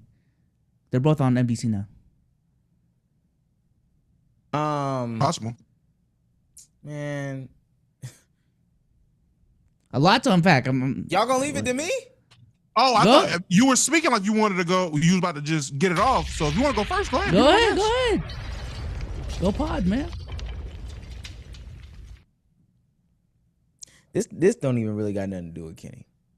And I know we communally rock with Kenny, but I don't even want to take it from the perspective of like, you know what I'm saying? Like we have some sort of bias. But there's a lot of bark from somebody with like 4K Instagram followers and 163,000 Twitter followers. ESPN's around the horn. I'm looking at his bio right now. This is the claim to fame. ESPN's around the horn PTI and Sirius XM NBA. Great switch. This is what the Twitter bio looks like right here. Asking that dumbass question about has Kenny been on PTI? No, he hasn't been on PTI, if I'm not mistaken. But he's been on the biggest show on ESPN, unlike you, dickhead, who's been around for years upon years upon years. Like, you got to think that this has to be a somebody if he can come into your trap and take over your trap and still being so young in the game. Now, I get it. Like, you really, really, really felt like, oh, man, I'm putting my all into this, and I finally want to get a shot. Oh, for what it's worth, also, Kenny Beecham's Wikipedia looks 10 times better than, oh, boy, Frank Isola. Whatever. Wikipedia? Okay. Kenny's got a Wikipedia with a picture. Frank Isola looks like somebody just had to type some bullshit up. I ain't gonna lie to you. He's on fire! Wikipedia. Yeah, weak ass He shit. typed it himself. Yeah, this looked like you did it, brother. Had to. Come on, man. This shit is whack. The fear that independent media puts into these people's head, and the fact that this independent media platform took over your backed by X amount. This isn't even one of the premier names in basketball. I don't want to. I'm jumping all over the place. I just want to end it. This is not even one of the premier names in basketball. You ain't Zach Lowe, nigga. Yeah, you're not Bill Simmons, bro. You not Bill Simmons? I'm being dead ass. I'm being dead ass. You have literally zero motion. It took you 2 seconds to look it up. Doing an ad read and sliding the person that's doing the ad read who is supposed to be a part of the network that you're a part of is dumb as hell. And Brian, the only criticism that I will have with you is you should have maybe went a little bit further and went a little bit harder. Because, yeah, Frank, you should extend the olive branch and have him on your show if you don't understand what's going on. Maybe you could get more than, 4,000 downloads on your shit. Because ain't nobody... I don't even know who Buddy is. For real. No one does. That's crazy. That's terrible. Who is he? Frank Isola. I mean, he's a sports guy. You know of him. I listen to a lot of Sirius XM radio, especially for sports for a time. So I know of Frank Isola. Let me tell you, as a professional hater, I want you to understand, the sign that, hey, maybe this is not the tree you should bark up is when the person you're seeking validation from is like, hey, gang, let's calm down. You don't want this. You ask them flat out, who has a bigger name? You or Kenny? Brian Scalabrine, NBA championship, NBA veteran. Yeah, Kenny. You should have shut the hell up right there. Who's it? His name bigger or mine's? Niggas don't even know your last name, friend. Like, you're Frank. Old media needs to come to terms and accept that times are changing, and that's okay. Things change. And maybe if you did a better job adapting to change, looking out for what's next, and doing what you should do as OGs of the game, if you did that instead of hating and dick sucking, people would want to mess with you. Maybe Kenny would come on your show. You could have used this as an opportunity to network, but instead you want to hate. Why? Because an hour gets cut off your funky little show? Nobody care. We here for Kenny. I can't wait next month when the numbers come out for the 1 hour Kenny gets compared to what you get to do all day from 7 to 10. I can't wait. I can't wait for them numbers to come out and you see, damn, people are actively turning their radios on for an hour and turning them back off. I didn't know you could get this type of retention on radio. That's what the conversations you're going to have. You're going to have to look at them suits that sign your check, say this guy from YouTube has took this whole platform to new heights. What are you doing? I just don't get it. I don't get the hate. Shout out Brian Scalabrine. You don't get the name White Mamba without being, a real nigga. Only real niggas get that name. Shout out to you. It's some side shit for him too. Yeah, this is like a side venture for Kenny. But I don't know. It's just funny to me because very, very reminiscent of the Breakfast Club not Breakfast Club. It was Ebro and Hot 97. Hot 97 conversation we were having. Man, it's just I got a lot of smoke for a lot of people who were built by a lot of people for independent content creators. And I understand there's this whole thing about like former players getting into the game versus old media. But my God, it's just when we put y'all in the fire to make your own platform, to make your own shit, y'all can't do it. And that's why a lot of these older media companies are actually looking for new content creators. Is because they're self-sufficient, is because they built up motion without, just connections. You know what I'm saying? And, the guy probably has done actual good work in his career, so I'm not going to take all of it away from him. But I would have asked myself first, what is the reason why this guy is taking up an hour of a slot? You know what I'm saying? Like it can't be for no reason. And I'm not gonna lie, if I'm serious, this is kind of a crazy way to move, introducing a new show to the network. Like this is a bad look. Assuming he's being employed by Sirius to some degree, like that. He ain't getting read up. He is not getting read up. Do not worry about He's that. fired. He's about to be over there with Jason Whitlock on Fuego TV, wherever the fuck that is. Yeah, that's a bad look, bro. Yeah, I think it's corny because there could have been some gap bridging. Like, I don't know how others operate, but if I had access and I had a platform, and I saw this other person over here, and we do it all the time in content, and that's why I think that these legacy guys really fuck it up. Is that when we see somebody else doing something somewhere else, the first thing that we do is send it to each other and try to break it down so that we could probably try to replicate what they're doing. To the tone of, let me get in this guy's DMs. Let me get on this guy's radar, because whatever he's doing over here is actually working. And I wanna just pick the brain a little bit to understand. But instead of doing that, especially some of these like legacy acts, they look to tear down almost immediately. Almost immediately. And it's funny because at the same time, they try to do some of the same things. Like I would put some money down. I might be wrong, but I'll put some money down. I bet Frank has tried his hand at YouTube. I bet he has in some situation or some degree or whatever the case may be. And I know that shit has failed. And so you should be looking at a dude who has built up his own independent platform, not relying on anybody and everybody and getting more access than you are, and be saying to yourself, what is Buddy doing that I'm not doing? Let me try to pick his brain to see what's going on. Hell, he might got a job for you, Frankie boy. He might got a job for you that says, you know what? I'll sign you to enjoy basketball. But guess what you gotta be? You gotta be better than what that shit you is putting out. You gotta be more entertaining. Man, we don't want to hear that bullshit ass old takes talking about Isaiah Ryder and 90s basketball in 2026 from you non-entertaining ass niggas that's gonna need an ex-player to even make your shit relevant and have motion. We don't want that no more.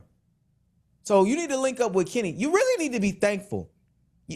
Frank Isola needs to be thankful that people are talking about him today via Kenny Beecham. He should be thanking Kenny Beecham. It's a bad way to go about doing it, sucking dick like that. But he should be thankful to Kenny Beecham. He really should. He should say, thank you, Kenny, for taking an hour of my show so that I could talk bad about you, so that I could be culturally relevant again. Now, that shit is only going to get you to about Tuesday, Wednesday at the most. Some people going to stretch it out. And then you got to figure out another person to hate on. I'll give you a list of names. You can go low, player's choice. You can go, you might as well start shitting on the arena. All the smoke. You can go that route. If that's the way you want to go, you want to go the beef route.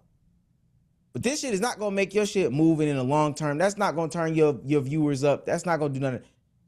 But you should be thanking Kenny because we're talking about you, I guess. Yeah, hand Kenny a water. Someone said in chat. Yeah. and make sure that shit don't have condensation on it, fuck nigga. Wipe his shit down with your sweat towels because they benching your ass and putting Kenny in the starter spot. Gang, I type Frank Isola in on YouTube. Nothing comes up. I just dog is nothing but him guest starring on podcasts or whatever it is. All them niggas want whatever they promise you to come on there, they want it back. Even if it was just a pleasant high, they want the hay back, nigga. It wasn't even worth putting you in the title. They would have been better clickbaiting something else. Come on, you want to talk about you don't respect people with followings on Twitter or whatever because they buy followers. You bought the followers. I'm not gonna hold you.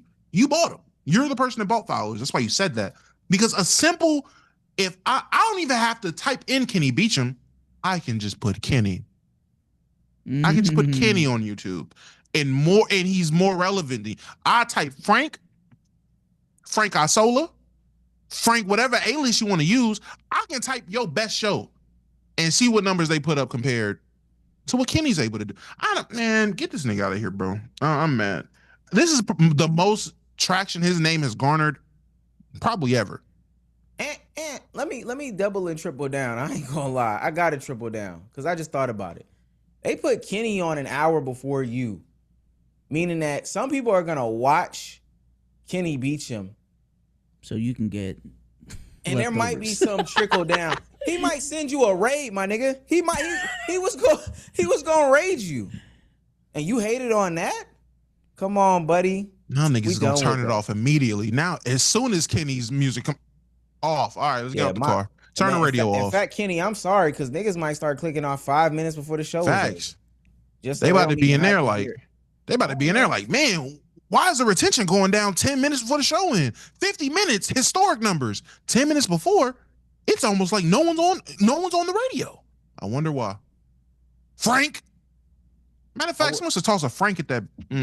I will say I do appreciate it, and I don't want to belabor it, but I do appreciate the ones that have embraced Kenny, because I did see him do a sit down with Iguodala, Livingston, Fred VanVleet, and the guy from the NBA PA, something that Frank ain't never did. And then I've seen people from The Athletic put like I don't want to make this to be an all in all thing, but the ones that do hate the movement that's coming up, I just wonder what's to gain. Like I wonder what's the thought process there. Yeah, I haven't spoke much. I'm really just been thinking the whole time, why the fuck would you even do this?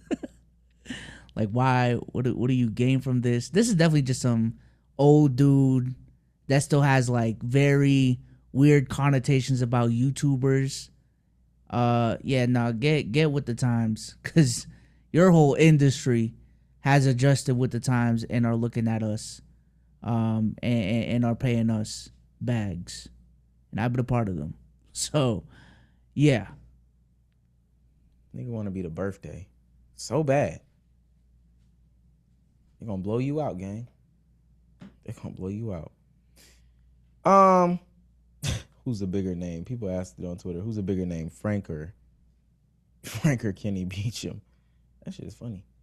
I'm trying to find out. Apparently, he responded during his show. Frank Isola? No. Kenny. Apparently, Kenny responded during his show. Dre put in topics if you want to play it. It's on his private Twitter though. I don't know if. Oh no, I ain't able to view it. I'm not following Kenny's private Twitter. Yeah. Let me see. I think I might be.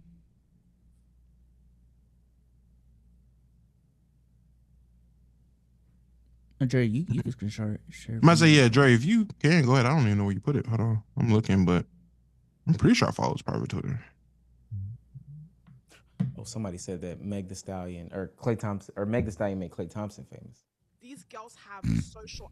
We didn't know Klay Thompson before Meg Thee Stallion. We didn't know Stephon Diggs before Cardi B. And while these guys what the fuck?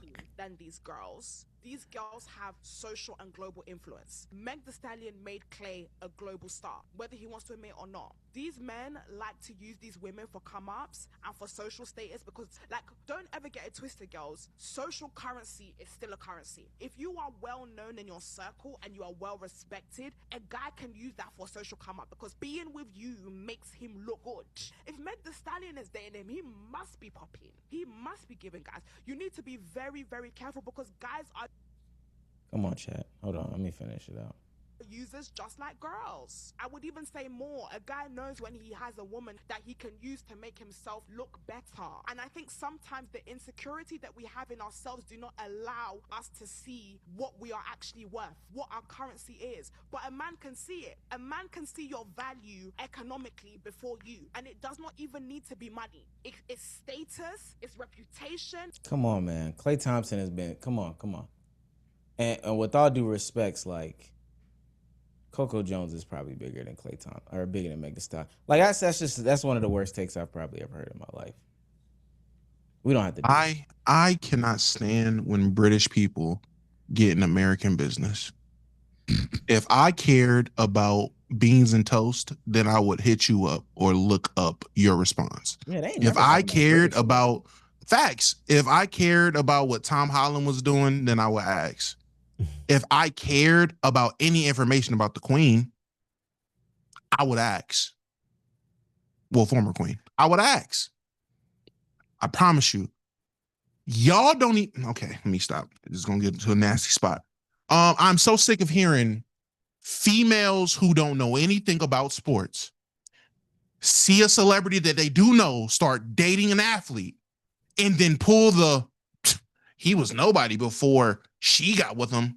No, bitch. She was nobody to a lot of us before he got with her. It's vice versa. Meg Thee Stallion might be a cool rapper. No one cared about Meg Thee Stallion before she got with Klay. Surprise, surprise. On this side. On the NBA side, unless it was looking at her, no, make faces be so because this is gonna get nasty. Unless we looking at Meg Thee Stallion, we didn't give a damn about Meg Thee Stallion. Unless we was talking about her getting shot in the foot. Okay, that's his take. That was it. That no. That was it. Charlemagne, that was is Damo. That was it. Damo. No one cared. Cardi B made Stephon Diggs famous. No, she didn't.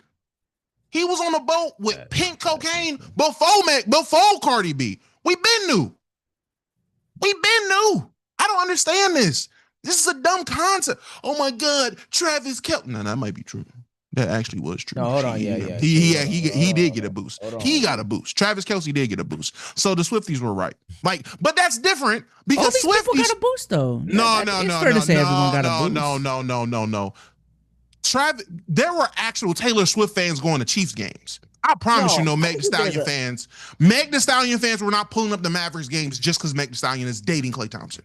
That is not what was going on. If we're talking about just like influence, notoriety, all like everyone got a boost. It's fine to say everyone got a boost. I'm not saying Meg made Klay at all. I mean, y'all fucking know me, but it's fair to say he got a boost. It's fair to say there were Meg fans that didn't know about Klay that knew about Klay now. I think sure. Yeah, I'm about to say sure.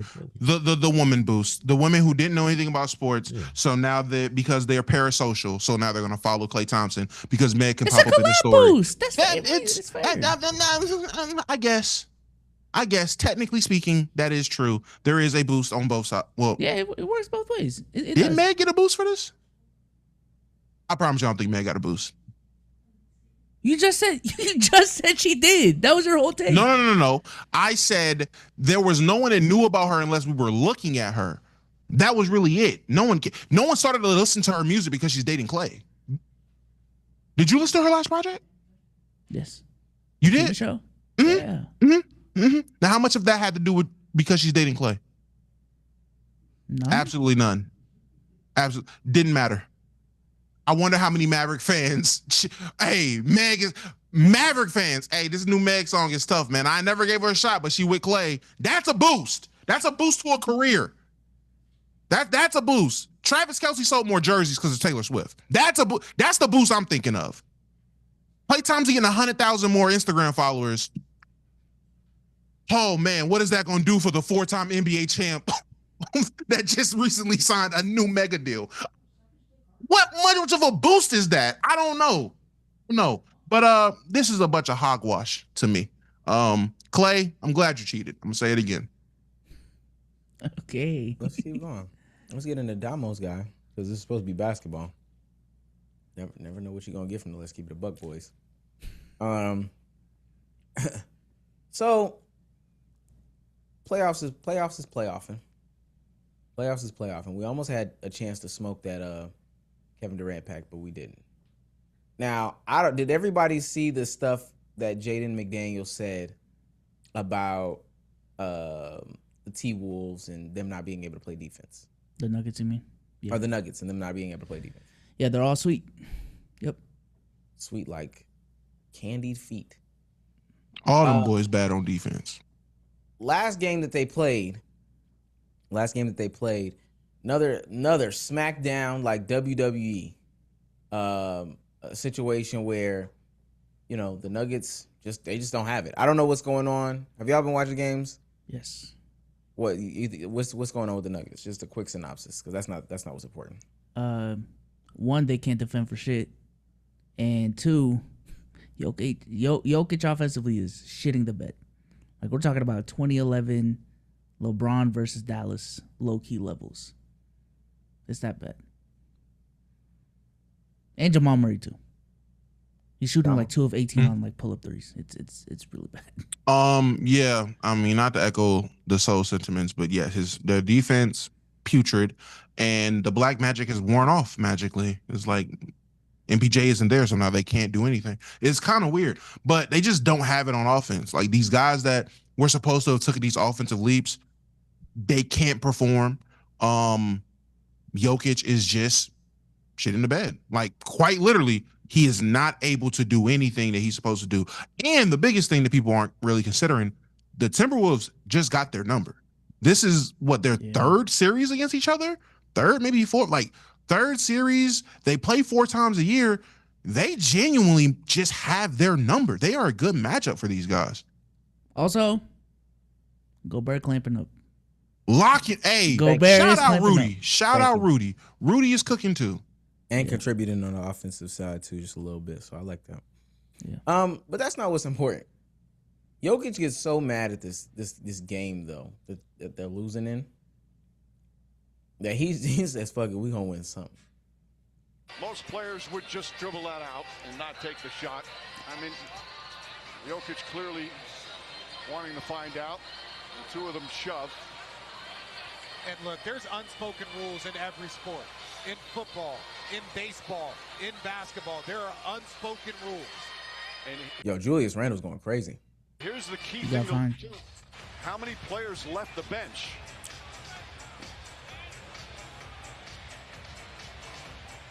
Well, the league office is going to have a lot of film review over the next couple of days. And you got to remember, too, Jay. Yo, Bones was holding on for dear life down there, wasn't he? Yeah, sometimes you got to know when it's the Point big guard. boys on your team. I'm about to say, point guard grabbing the center? What are you doing? Yo, Jaden McDaniels truly does not care. He was unfazed that whole time. He was laughing. He has to. He's seen a 7 foot, 270-pound man running full speed at him down the court and just smiled. Yeah, he is unfazed. Yeah, sometimes you might have to square up. I mean, do we want to? I'll say this: I'm not an unspoken rules like that. The unspoken rule gimmick is trash. You need to speak on the rules, and then we also need to agree on, because it can't be unspoken and then continuously gets broken like this in this fashion. It just don't make sense no more. Yeah, that was gonna be my take. I am not a big proponent on unspoken rules. As long as we're playing within this 48 minutes, it's basketball. It's live basketball. The game ended. I laid it up to seal the deal. I love that. I wish you'd have pounded that hoe. I wish you'd have dunked it and then looked at the crowd and got the crowd into it and really got rocking. I wish more players did that. That's what builds, that's what builds real culture for a team, in my opinion. Now, they do got it, but I'm not big on unspoken rules, especially the don't score the ball in the last seconds of games of a clear win. Nah, y'all shouldn't be trying to do. Man, shut up. Play basketball. Matter of fact, don't lose. How about that? If you don't lose, you don't got to worry about that. I will say I wasn't surprised when it happened. I don't know if I'm assuming y'all weren't either. I wasn't surprised. I expected it to happen when it happened. Expected the Jokic to rush up like that? For someone to have a problem. I've just seen it too many times. Absolutely. That was unexpected. I expected Jalen McDaniels. Actually, he didn't meet my expectations. I expected him to do more. I expected him to, especially with the comments he said, following that up with a great game, and then I expected him to do more and show out. But he just laid it up and then jogged. I was like, oh, okay, whatever. But yeah, I knew somebody from the Nuggets side was going to come down there. I think that's corny though. Like, I'm being serious. I think that's extremely, extremely corny. That you feel the need to do that. You feel the need to get so upset at somebody making a layup, because y'all are losing so bad, and then it extends into the locker room. So did you hear the underwear story? I did not. Yeah, but apparently it's not. No. Okay. So apparently, okay. Apparently, this is all allegedly. This is all allegations. Allegedly, apparently somebody stole Jokic's underwear after the loss. He was showering. He stole his underwear. He starts going ballistic in the locker room. Loses it. Just turns up on it. Turns up. Starts throwing stuff. Finding all this stuff. Turns out it was a false alarm. They find the actual underwear. But at that point, I've got to question your level of like emotion and control as a supposed leader on this team. And I know this is gonna sound very ESPN, but I'm still waiting, and it's starting to come to head. We don't hold these superstars the same way that we used to hold other superstars too. I'm just gonna put it out there. You don't think so? Hell no. I swear every year there's a slander fest. I'm about to say, this is where I get off the train, Chad. He lost me. This is the first year Jokic has ever really got it. No. What? No. No. When Gobert hit that fader? I'm about to say first every year he got what exactly? Slander, apparently. To this level? To this level, is the no. worst it's been. Because this is the worst it's been. So of course it's a new level. Nah. When they lost to Minnesota and Gobert hit that fadeaway jumper, it was crazy. Slandered. Yeah. This is by far the worst he's played in the playoffs since the reign of Jokic. Since the Jokic dominance era, this is the worst he's played in the playoffs. Why wouldn't it be a new level of slander? They need to walk back everything. No, they don't. They need to walk back everything. I want them to go with his head, talk about his brothers, talk about his commitment to basketball again. I need to see that. I need to see stuff again. Like that. So talk about his commitment to basketball. So they've talked about it before. But the way that they talked about it was, it's okay if he races horses, man. He's cool. No, I need him to talk about it again. That's not how they talked The about it. people Because I was slandering him was not talking like that. There were people defending him, but yeah. I would just say, in terms of him going crazy in the locker room, looking for justified. He's playing shit. He's playing really crappy right now in the playoffs. They just lost again, and he had a very emotional moment where the unwritten rule. God, this is pissing me off. The unwritten rule is being broken, so now he's had a scuffle. Yeah, emotions are high, and this is coming from a sore loser. So yeah, I wouldn't be in the best mental space or best emotional state after a playoff loss of this magnitude either, especially when I'm playing bad. So yeah, hey, throw stuff, Jokic. This is what I want. This shows me you care. I love this better than, can't wait to go home and see my horses. When you win a championship, that's way better. I'd much rather you just throw stuff in anger and fits because you're losing. I love to see that. Yeah, we said the same thing about LaMelo. When he showed like that quote unquote dirty play. We're like, yeah, I mean, at least you can say he cares. Yeah. And at least you can't say he won't do anything to win. If that's the case, he should have tagged Jaden McDaniels' ass. Now that is a lot of fake demons going around. Yeah. Because on one end, you run all the way down there just to what's that? What? Come on, dog. What are we doing? And then J-Mac, all right, man. I see. I don't know, man. I've seen you really try to squabble up with people. Jokic, of all people, running at you full speed, and you just smart play. Stay in the playoffs. I get it. You think about your job. Jokic, what do you got to lose? Nothing. Your season's over, dog. Should have snuffed them.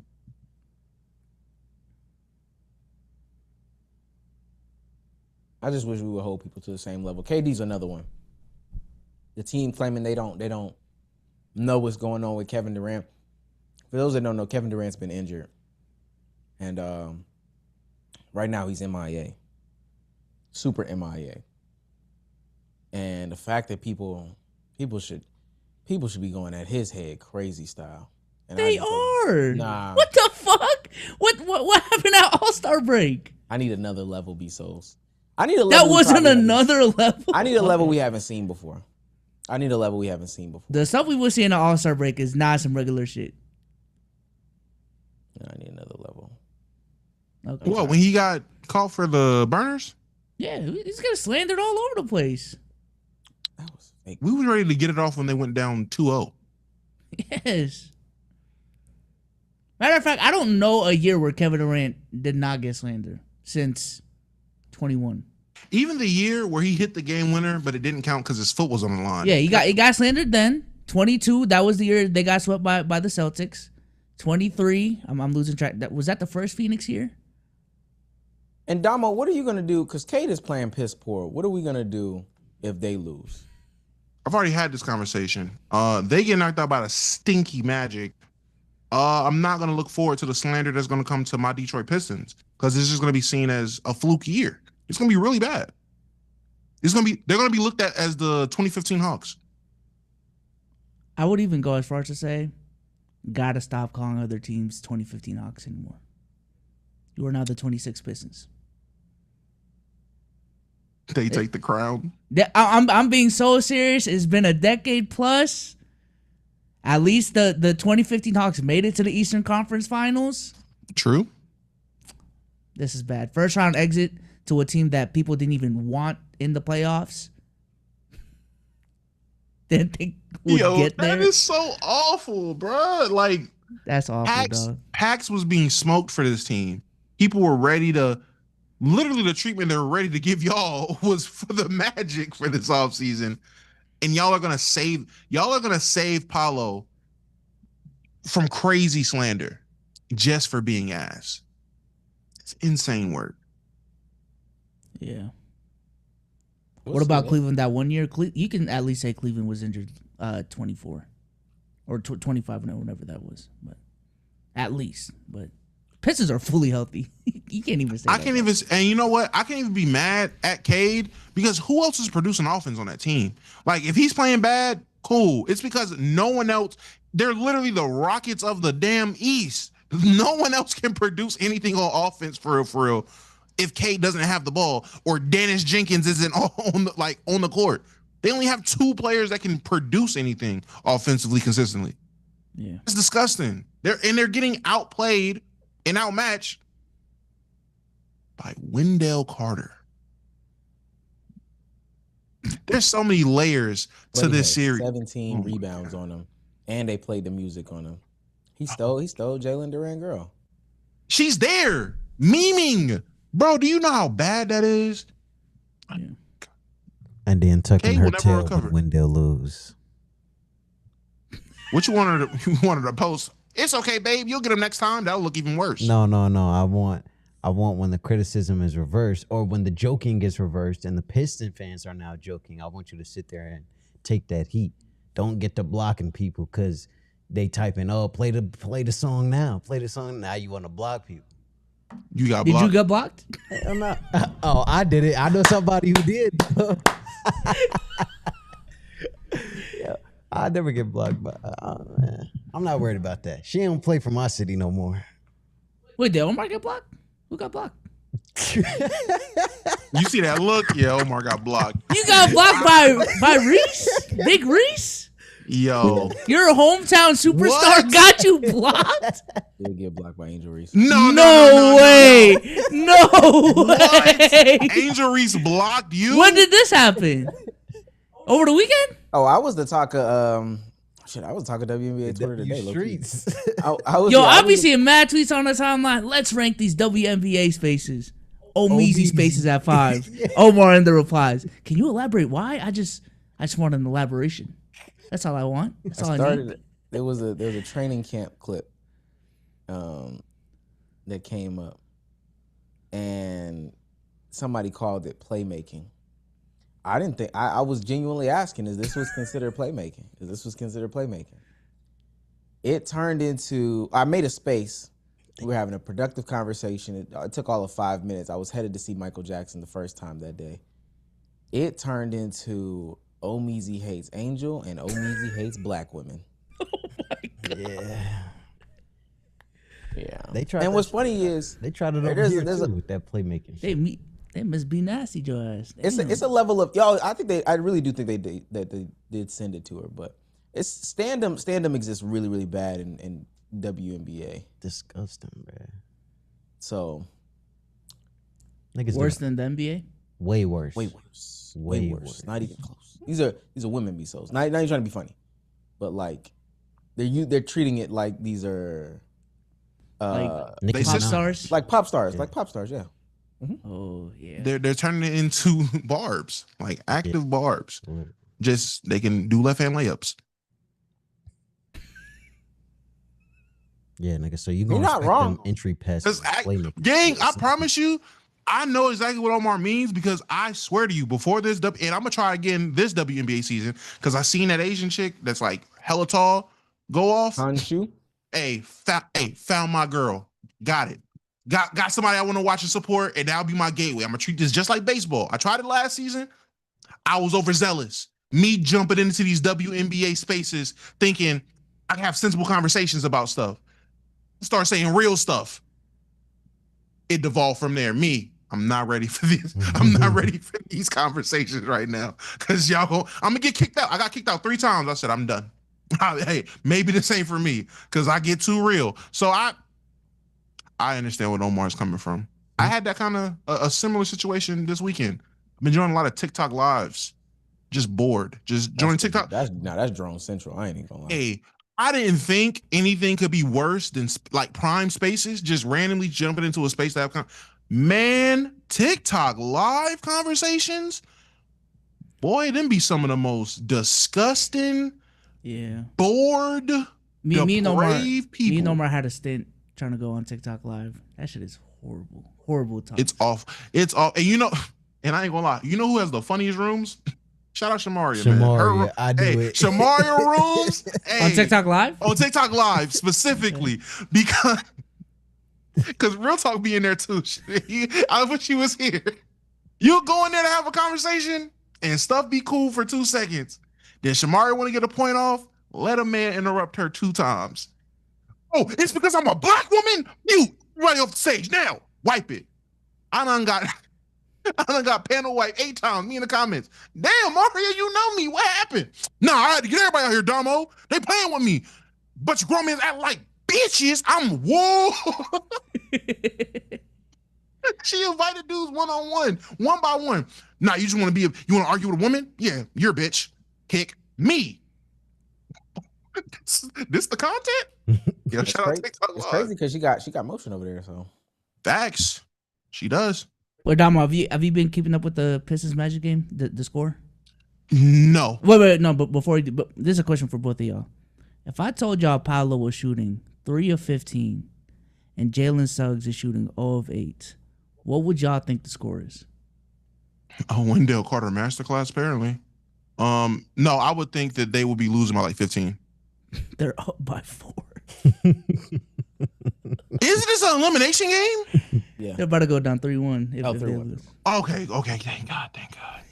Bro, this is so bad.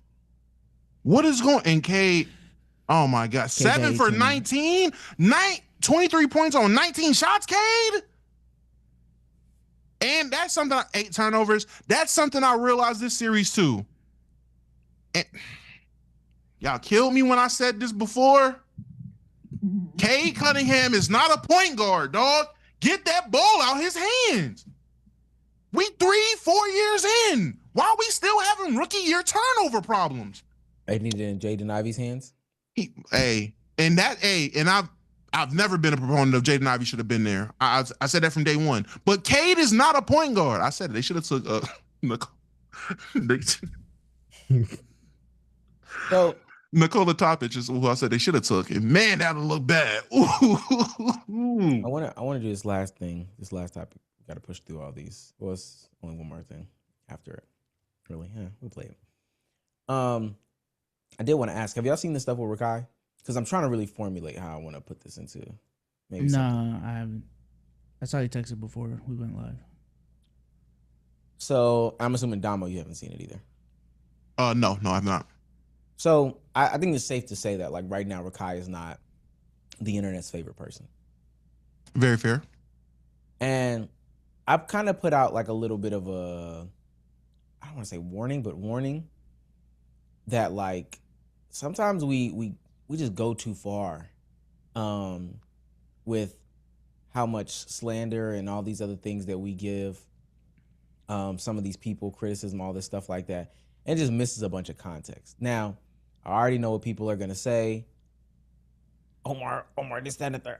Omar, he's this bad at that.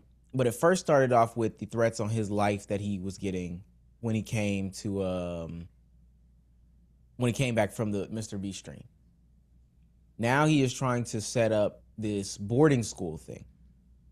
He's trying to do boarding school. Let's be so sad. Okay. All right. Okay. I'm just making sure. Now he's trying to do this boarding school thing, right? And on this boarding school thing, it's like a the type of stream, go to school, all the friends, all that stuff like that. He hasn't been able to pull it off though, because the school is getting threats. This says, he's doing it at an actual school. Yeah, he's doing it at an actual school. He was setting it up to where he could do it at an actual school. This was similar to like Streamer U, but it was gonna be called boarding school. He says, "I'm sorry, 25XX. I don't know what that means. All I wanted to do was make content and 25XX happy. Due to the Mr. Beast video, the school received threats and pulled back with working with us. I love y'all so much, and I promise I'm gonna make it happen." I can confirm this is real. That did happen. Now, listen, if you get $1 million per back shot, how many back shots are y'all realistically taking? Let's be honest. Okay. What? Oh, this is the promo. Oh, okay. This is the promo for the boarding school. Is that at least lotion in here? And so he's getting sent off to boarding school so he can become a better person or whatever the case may be. Rakai goes to boarding school. Right. Mm-hmm. And so I do want to ask, because I don't think y'all think these threats are justified, but do y'all think that the way that the internet is handling this in an attempt to get Rakai off the internet, because it's clear that they want Rakai off the internet, do y'all think that it's a fair way to go about doing this? Absolutely not. No. Absolutely not. Let me go. Go ahead. Yeah, go ahead. Just real quick. I just think even if we were pro, and I think we are kind of sort of, let's hold Rakai accountable. This is not that at all. This is you not liking this person and just trying to ruin their life, trying to ruin their career. This has nothing to do with holding someone accountable anymore at this point. Yeah. If y'all really cared, y'all would do this all the time and not just Rakai. Y'all still letting Jack Doherty go around do dumb shit. That racist bum who I'm not even gonna attempt to say his name, thankfully just got banned on Kick, which lets you know how deprived he is that they banned him, fully demonetized him. But y'all didn't have this type of sense of urgency when it came to him. I don't understand why we got this for Rakai when all he's doing is being an idiot. He's genuinely just, I don't know. I don't know how many things I've seen him do that made me strongly dislike him. Not find him entertaining, cool. Thinks he's a little dumb teenager, cool. But he hasn't done anything to make me want to deplatform him. Deplatforming him, I don't know. He said some dumb stuff. He's done dumb stuff, cool. Deplatforming in terms of holding him accountable, never seen him do something remotely close to what a lot of people have done, and y'all haven't went this hard for it. So this is nothing but weird.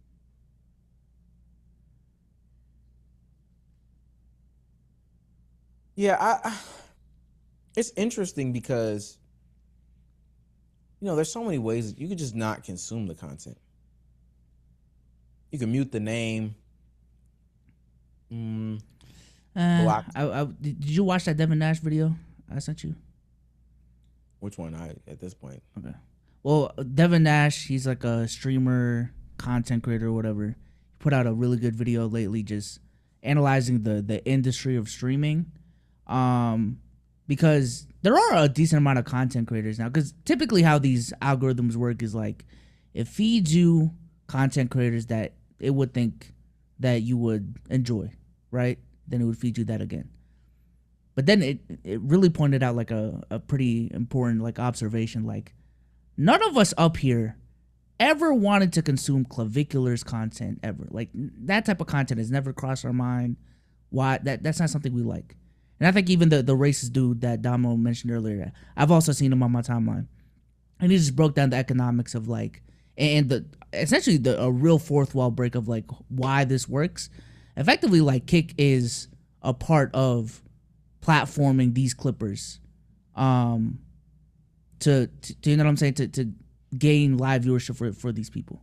Effectively, their industry plans is essentially what Devin Nash was trying to say. I know what you're talking. It's the last video you sent me, and I get that. I get the concept, but for what it's worth, there has to be something, because I don't get the things that y'all. I think there's a person that y'all are talking about, like Chud Builder or something like that. Yeah, something like that. Yeah. Okay. That's exactly what it is. Yeah. I don't get his content. For what it's worth, I really don't get Clavicular's content, and I'm in these things now. I think maybe because like, you know, the season is ramped up or whatever. I'm really just getting like WNBA content. But I say all that to say, not saying that it's impossible, but there's ways to go about, you know, sanitizing your TL from X person's content. I don't think that you need to go to the extreme of, I'm about to call in threats so you can't do your own shit. Because then, like you said, how is this accountability? Accountability in the actions afterwards is supposed to be like, hey, you learned a lesson, and the next time you do something different. We can't even determine if he's doing something different because anytime he attempts to do anything, now that there are threats and all these things behind it.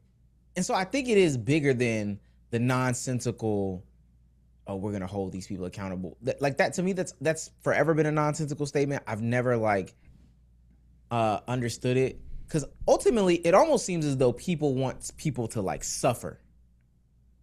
That's what it seems like to me. Yeah. As opposed to being held accountable.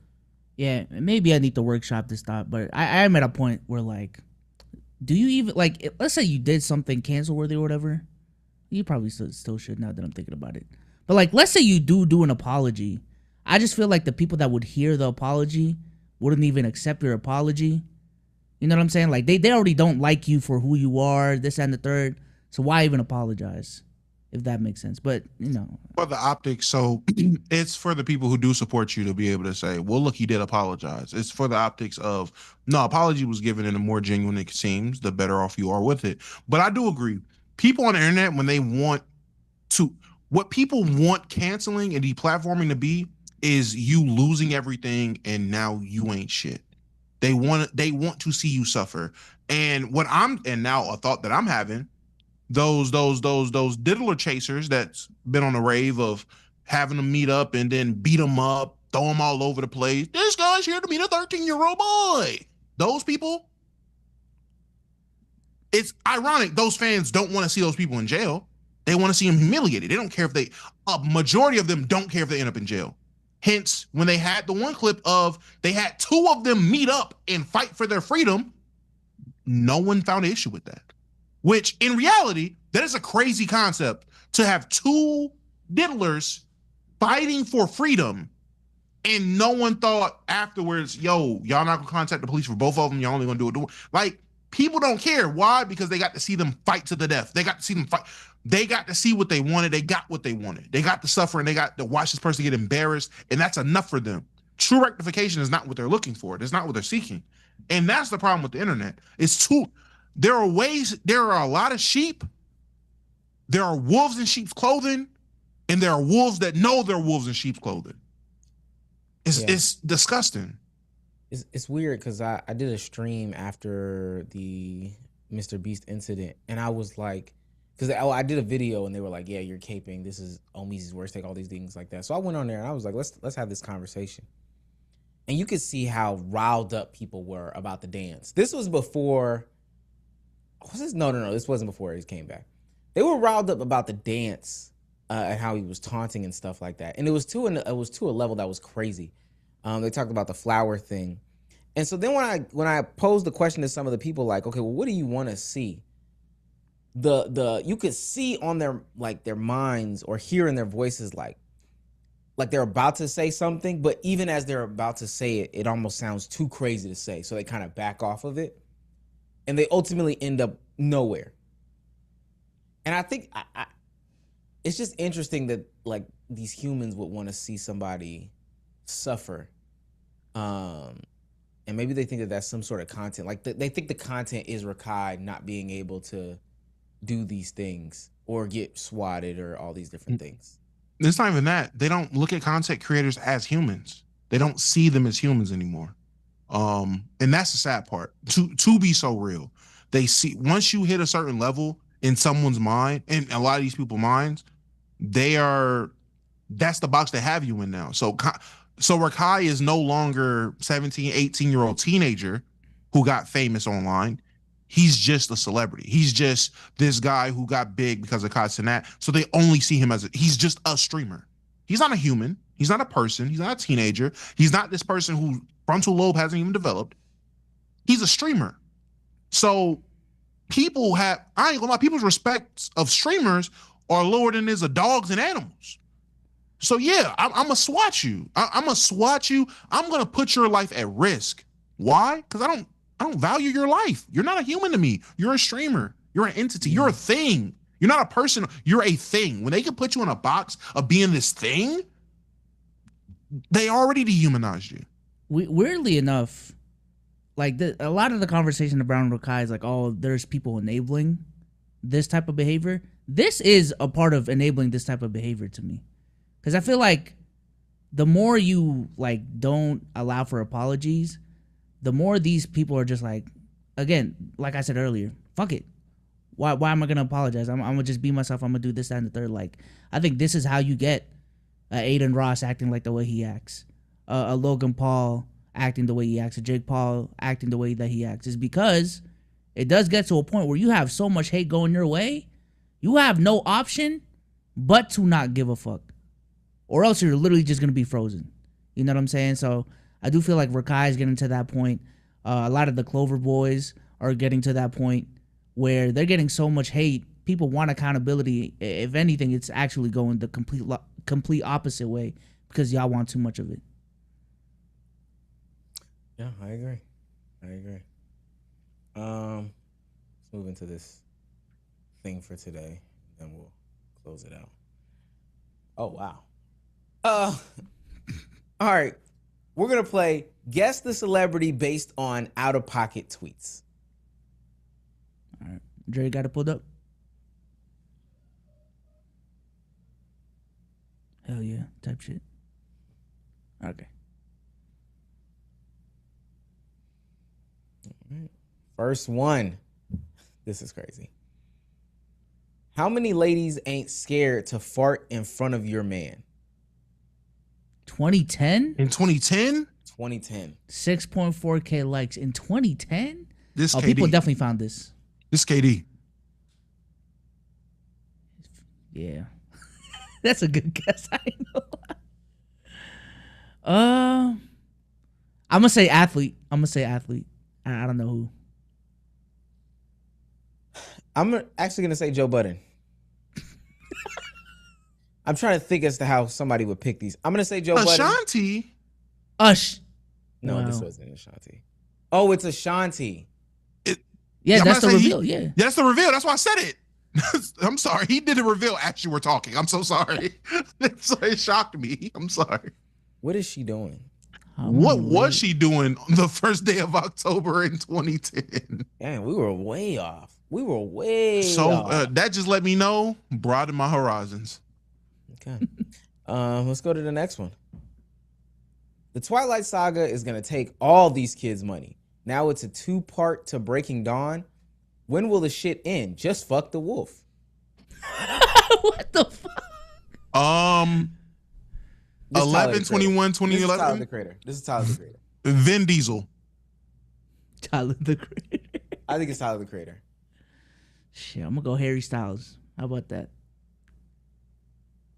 I'm staying with Vin Diesel. What's the answer? Meg, no way. Megan Thee Stallion. Into that Just furry life. Fuck the wolf. Into that furry life. That's why Klay cheated. Wow. The goal is to get one, right? Because what made them? What made you go with this verse? Literally. Okay, I might know who this one is. I'm watching the History Channel in the club. Wait. Okay. I'm watching the History Channel in the club, and I'm wondering, how do these people know what's going on the sun? Ain't nobody ever been there. I'm watching the History Channel in the club, and I'm wondering, how do these people know what's going on the sun? Ain't nobody ever been there. Wiz Khalifa. That's a high thought.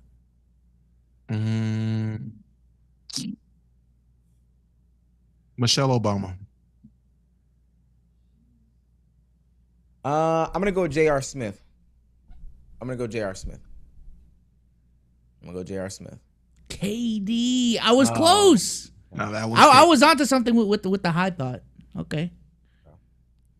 Yeah, I was I'm watching the History Channel in the club. That's gotta be KD. That's KD. That's why is that? He just want to play basketball so bad. He is so bored. He's in the club watching the History Channel. Got titties in front of her face watching the History Channel. All right. I could be shooting a jumper right now. One day I was trying to see what all the hype about corn was, and I watched it. This lady's ass was so big, I thought it was gonna swallow the camera. Is this me? No. In 2011? Come on now.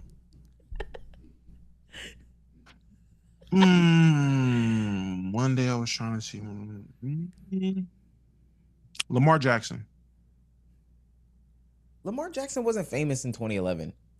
These people had to be. You think Meg Thee Stallion was famous in 2011? No, that's true. You're right. Fernando Mendoza.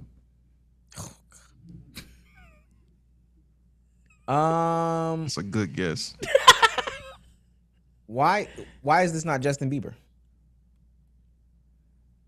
Can you imagine he put this out right after Baby? What? Let's reveal. Oh, that's true. Meg again? Meg freak ass. Yo, what's going on? What was she on in 2011? Jesus. One day I was trying to see. That's interesting. I hate it when I'm on a flight and I wake up with a water bottle next to me. Like, oh great, now I got to be responsible for this water bottle. I've seen this tweet before. When does that happen? It's not Meg. This is Kanye. This is Kanye. Okay. I'll trust you. Blake Griffin. Okay. The answer is. Hey, we got one. There we go. We got one. I seen that tweet before. Okay, cool. Damn, I'm kind of on Kanye dick, ain't I?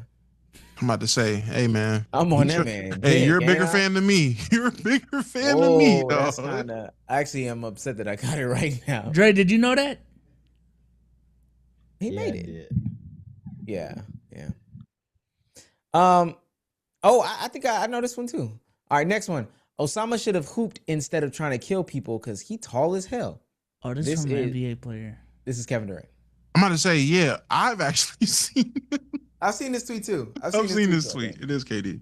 It's from like Terry Rozier or something. It might be KD. No, it's KD. The answer is. Oh shit! It was Terry Rozier. Hey! What a snipe! Oh my god! Nigga said Terry Rozier of all fucking people. What a snipe! I'm cooked. Okay, so next one. If amazing was a young bitch, I'd be going to jail because I'm fucking amazing. Me. That gotta be Kanye. This is from May 30th, 2009. My answer would be Kanye. I think it is Kanye. For whatever reason, I still want to say Meg Thee Stallion. Yeah, all of these are Meg now. I ain't gonna lie. It's not sexual enough to be Meg. I'm about to say anything that revolves sex. I'm gonna say Meg first, but nah, I'm going Kanye. Answer is Drake. Oh God. And it is corny enough for it to be Drake. I will say that. I know people are gonna say that I'm hating Drake, but that's now that I see it, makes sense. I started reading it like a Drake bar. I'm about to say that is a 09 Drake bar too. That is some 09 Drake shit to say too. I said, tell me. With the hand and shit. That was his shit back then. Drake gave us a special round here. These 3 tweets, even though there's 2 tweets, are about a famous celebrity. Which celebrity is this? This is Hannah Stocking says, I told him I'd add him if he kept harassing me. Hannah Stocking says, so I guess he really wanted that tag to get his numbers up. Oh, Klay Thompson. They used to date. What? I should have noticed, but I do know they used to date. Who is Hannah? You know what? Savant. I'm gonna defer to Souls. Yeah. I'm gonna defer to Souls, man. He's Klay Thompson. A Vine star? Yeah. Vine star sounds. I mean, that's what you said. That's what you Be said. big on Vine. Is it Klay Thompson? It is.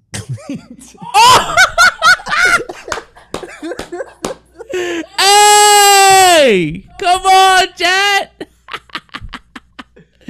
You too deep here, man. Yeah. Man, when you catch your man naked in bed with a groupie, yeah, he been a cheater. So since day one, he been cheating.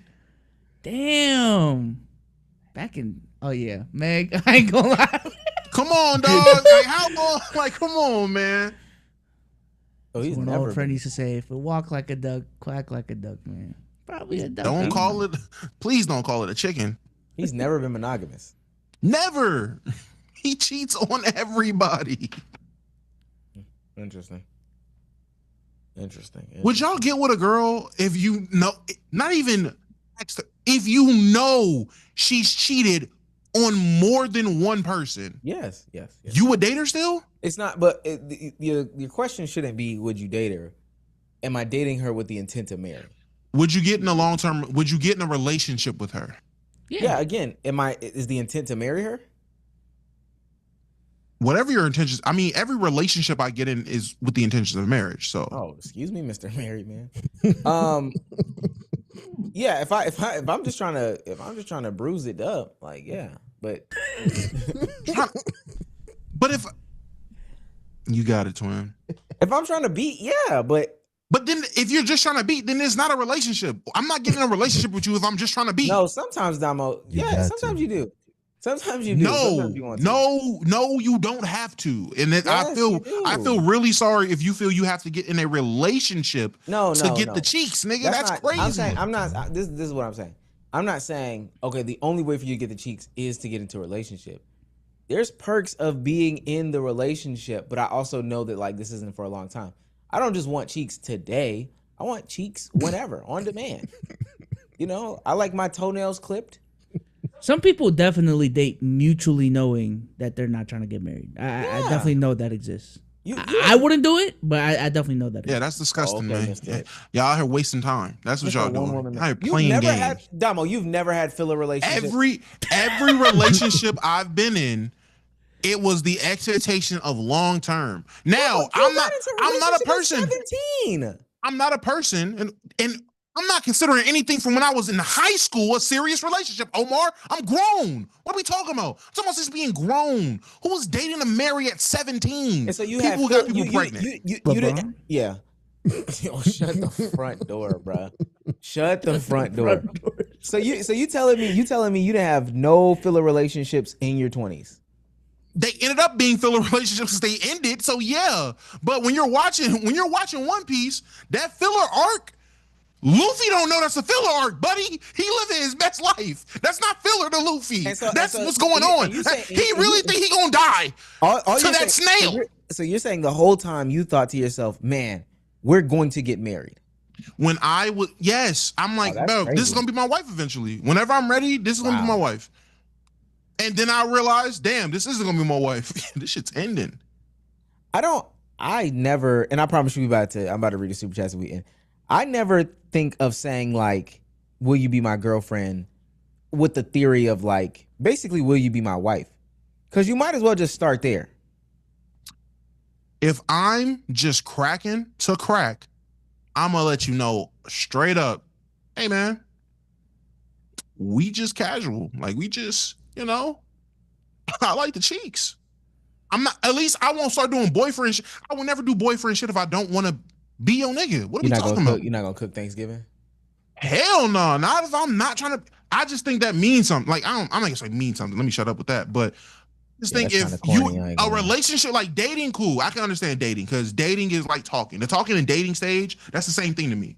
When you're in a relationship, if you're in a relationship with somebody, unless it's an open relationship, unless it's I don't know, it's an understanding like, hey, we're gonna mess around with the people. Gang, it's you and me. We partners now, and we're building for our future. Like that's it. I don't lease women. I'm not about 3 years. This relationship for 3 years.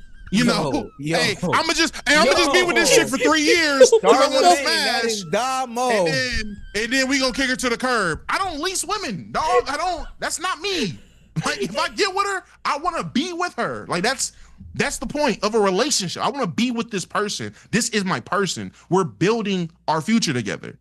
If I'm just cracking, nigga, we dating at the most. I'm just if you don't mean my mama, nigga, you are not serious. What are we talking about?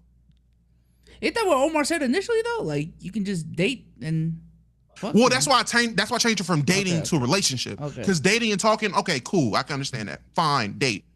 Relationship? No. Relationship is serious. Why ask to be the girlfriend if you don't see long term? I'm telling you. Did you? And maybe you did. Bezos, when you asked Bree to be your girlfriend, did you think that she would be your wife? That was the intention to get there. You corny. Y'all corny on this. I'm a lover boy. If I'm corny today, it is what it is, man. I believe in love at first sight. Like I said, Omar, I know what you're talking about. Other people do that. I did not. I don't. So at 16 years old, you thought this was gonna be your wife? That was the intention when I got into the relationship. Is Bree still right there? We're gonna close after this. Is Bree still right there, Dre? She got her headphones on. No. Oh my gosh!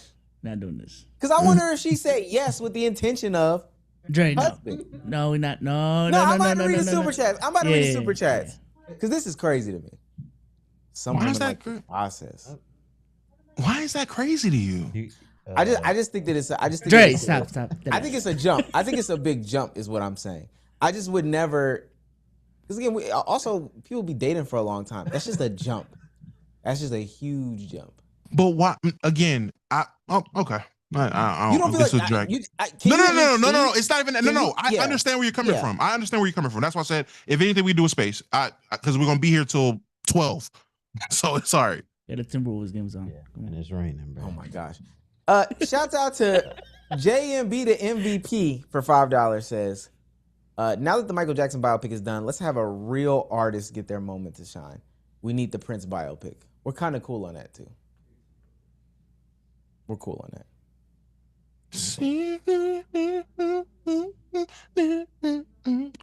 Purple rain. That guy for real for $2 says, Kate is light-skinned James Harden. Man, it's crazy how James Harden's still a shitter, man. It's honestly impressive.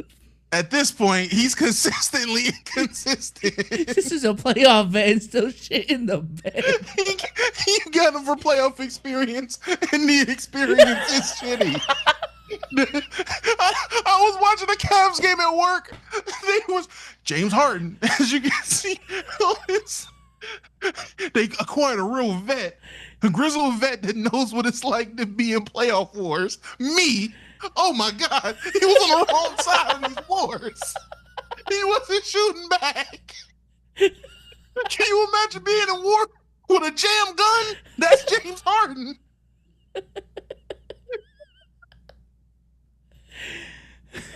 That's your big homie? Okay. Shouts out to Dirty Mike and the Bros for $2. Is it performative if Lowe takes Meg's side? Super. Happy birthday, big guy. Belated. Facts. On this Happy podcast. birthday. Shout out to that guy for real for $2 says, if only Jokic ran back like that on defense. Hashtag fatty. Hashtag fatty's crazy. I will say. Go ahead. Eric the King for $5. He's on fire. Says, Omar, you forgot to pick me up from the airport in Atlanta on Friday. Shaking my head. Now I'm at the airport on my way back to Boston. Yo, B-Souls, I miss you in mass from Farmington. That does not say. Okay. Framingham? Yes. Is that a place? Yeah. Come on, bro. I tried to make it make sense because that don't sound like it makes sense. Framingham. Interesting. Shout out to JKP. He's on fire. $5 says, NBC, ESPN, Charlemagne, Underdog, and the WNBA have stopped watching. Shouts out to Charlemagne, man. My guy now. For $2, Great Warrior says, if the Magic go up 3-1, Damo, I want an apology. Are you a Magic fan? Is that Nick Flair? Folks just want apologies. No, I'm not even gonna lie to you. Dog, folks been wanting. Yo, I'm on the shit list for Raptors fans. The Magic fans want my head. Pause. It's just bad, bro. It is. Laker fans hate me. This is, they are about to lose. Yo. Laker fans on my neck. Jesus Christ. How did the can't catch a Magic break. win this game? That's what the Jalen Paolo did, shot man. 4 of 18. Jalen Suggs shot 1 of 13. And he still won by 8. Shout out to JKP for $5. He's on fire. LKIB show featuring DJ Dre on V103, Atlanta's radio station. For $10. Zadie Genesis, Zadie Hodge Sigurs 2030 says, if Michael was a propaganda piece, it was the best one I've seen. Mad aura from my GOAT. He gave us Billie Jean. You think he touched? Okay. All right. We're not going to. For $2, Thunder Up says, I knew Dusty was your guy, Damo. Salute. And then for $2 more says, Dusty Locane's son or Meg daughter. What the fuck?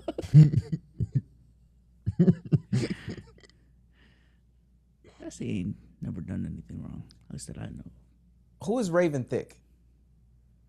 Okay, all right. Shouts out to Braxton for $5. He's on fire. We just won't bring that one up. We won't. Now I gotta see. Yeah, we won't bring that up.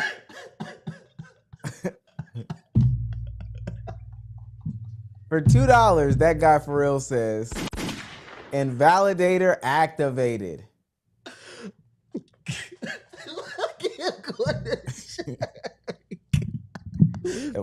Are you checking right now? Oh!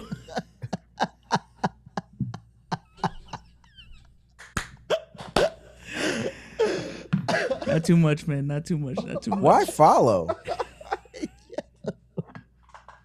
Why just not bookmark? And I promise you, B Souls. I thought it was a Damo follow. I ain't gonna lie. And then I remembered it was a me follow. B Souls, you dog. You sly dog. I couldn't even pick this out as like your bag. Like this is not what I would See? have. This Told is y'all, not- man. All inclusive over here. No, but that's not. Come on. I didn't know you had this in your bag. I ain't gonna lie to you. Shouts out to Mr.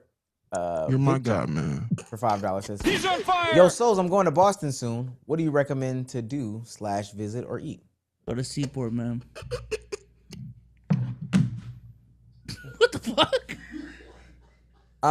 Unusual, Trey's dying.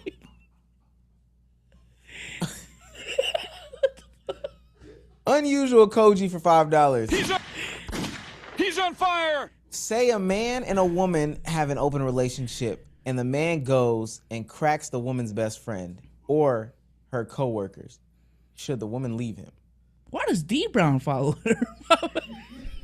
Telling you, man, some of these people you can find some wild follows. Let me tell you. Say a man and a woman have an open relationship, and the man goes and cracks the woman's best friend or her coworkers. Well, I don't know if you know how open relationship works, buddy, but you set ground rules for what's accepted in terms of the open relationship.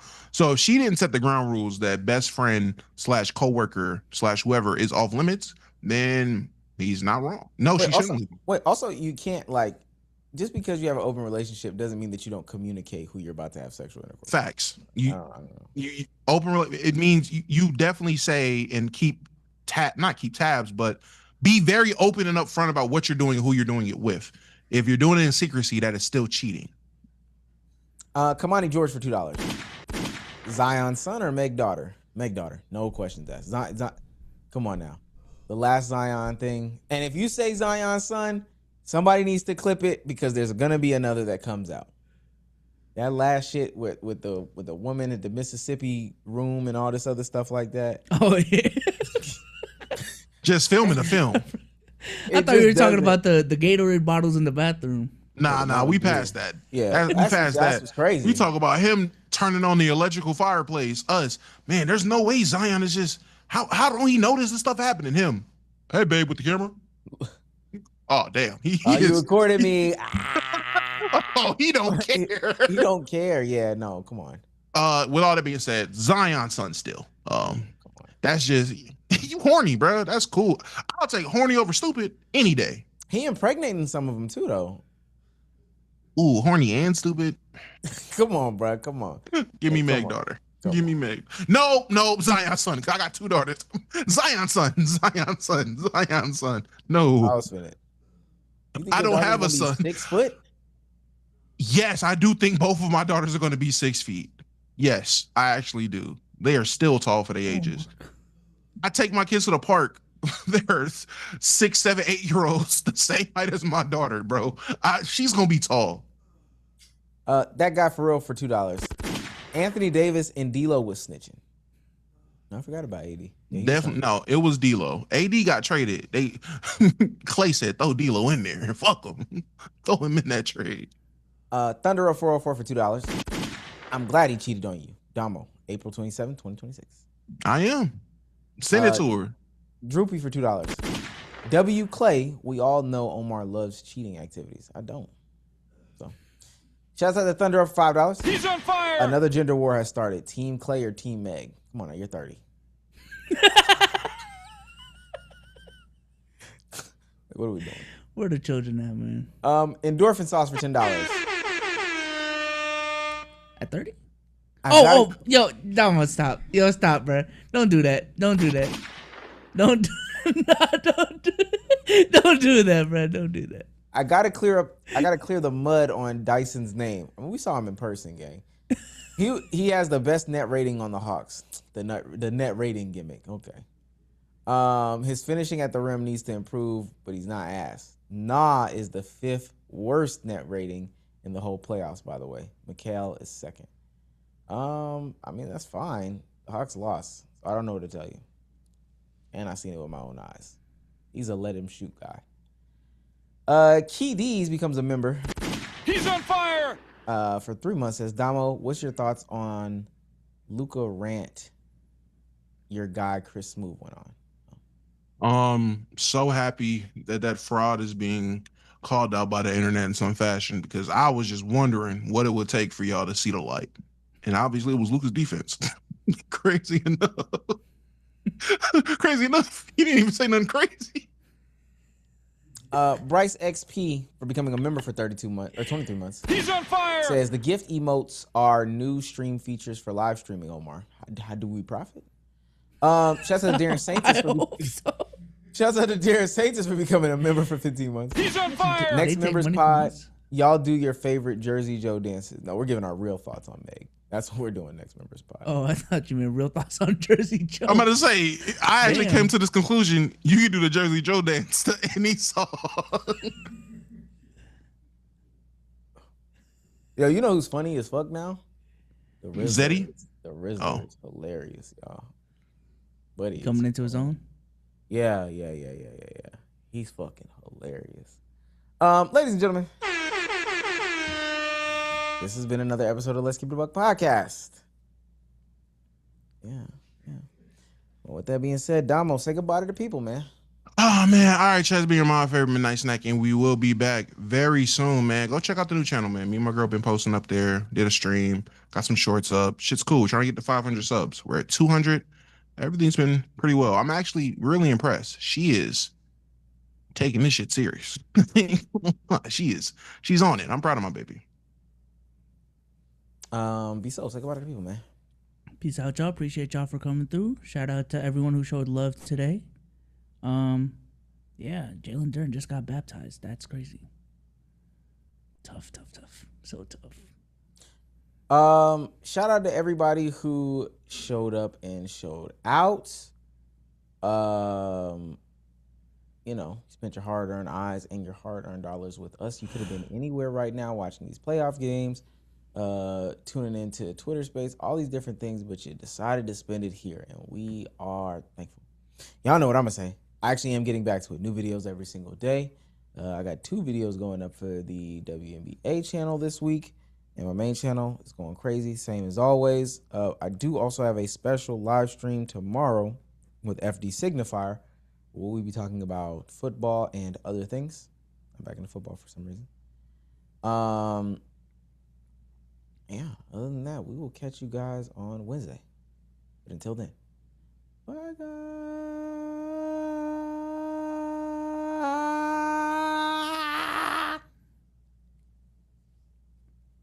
Is that it? What are you doing, Dre?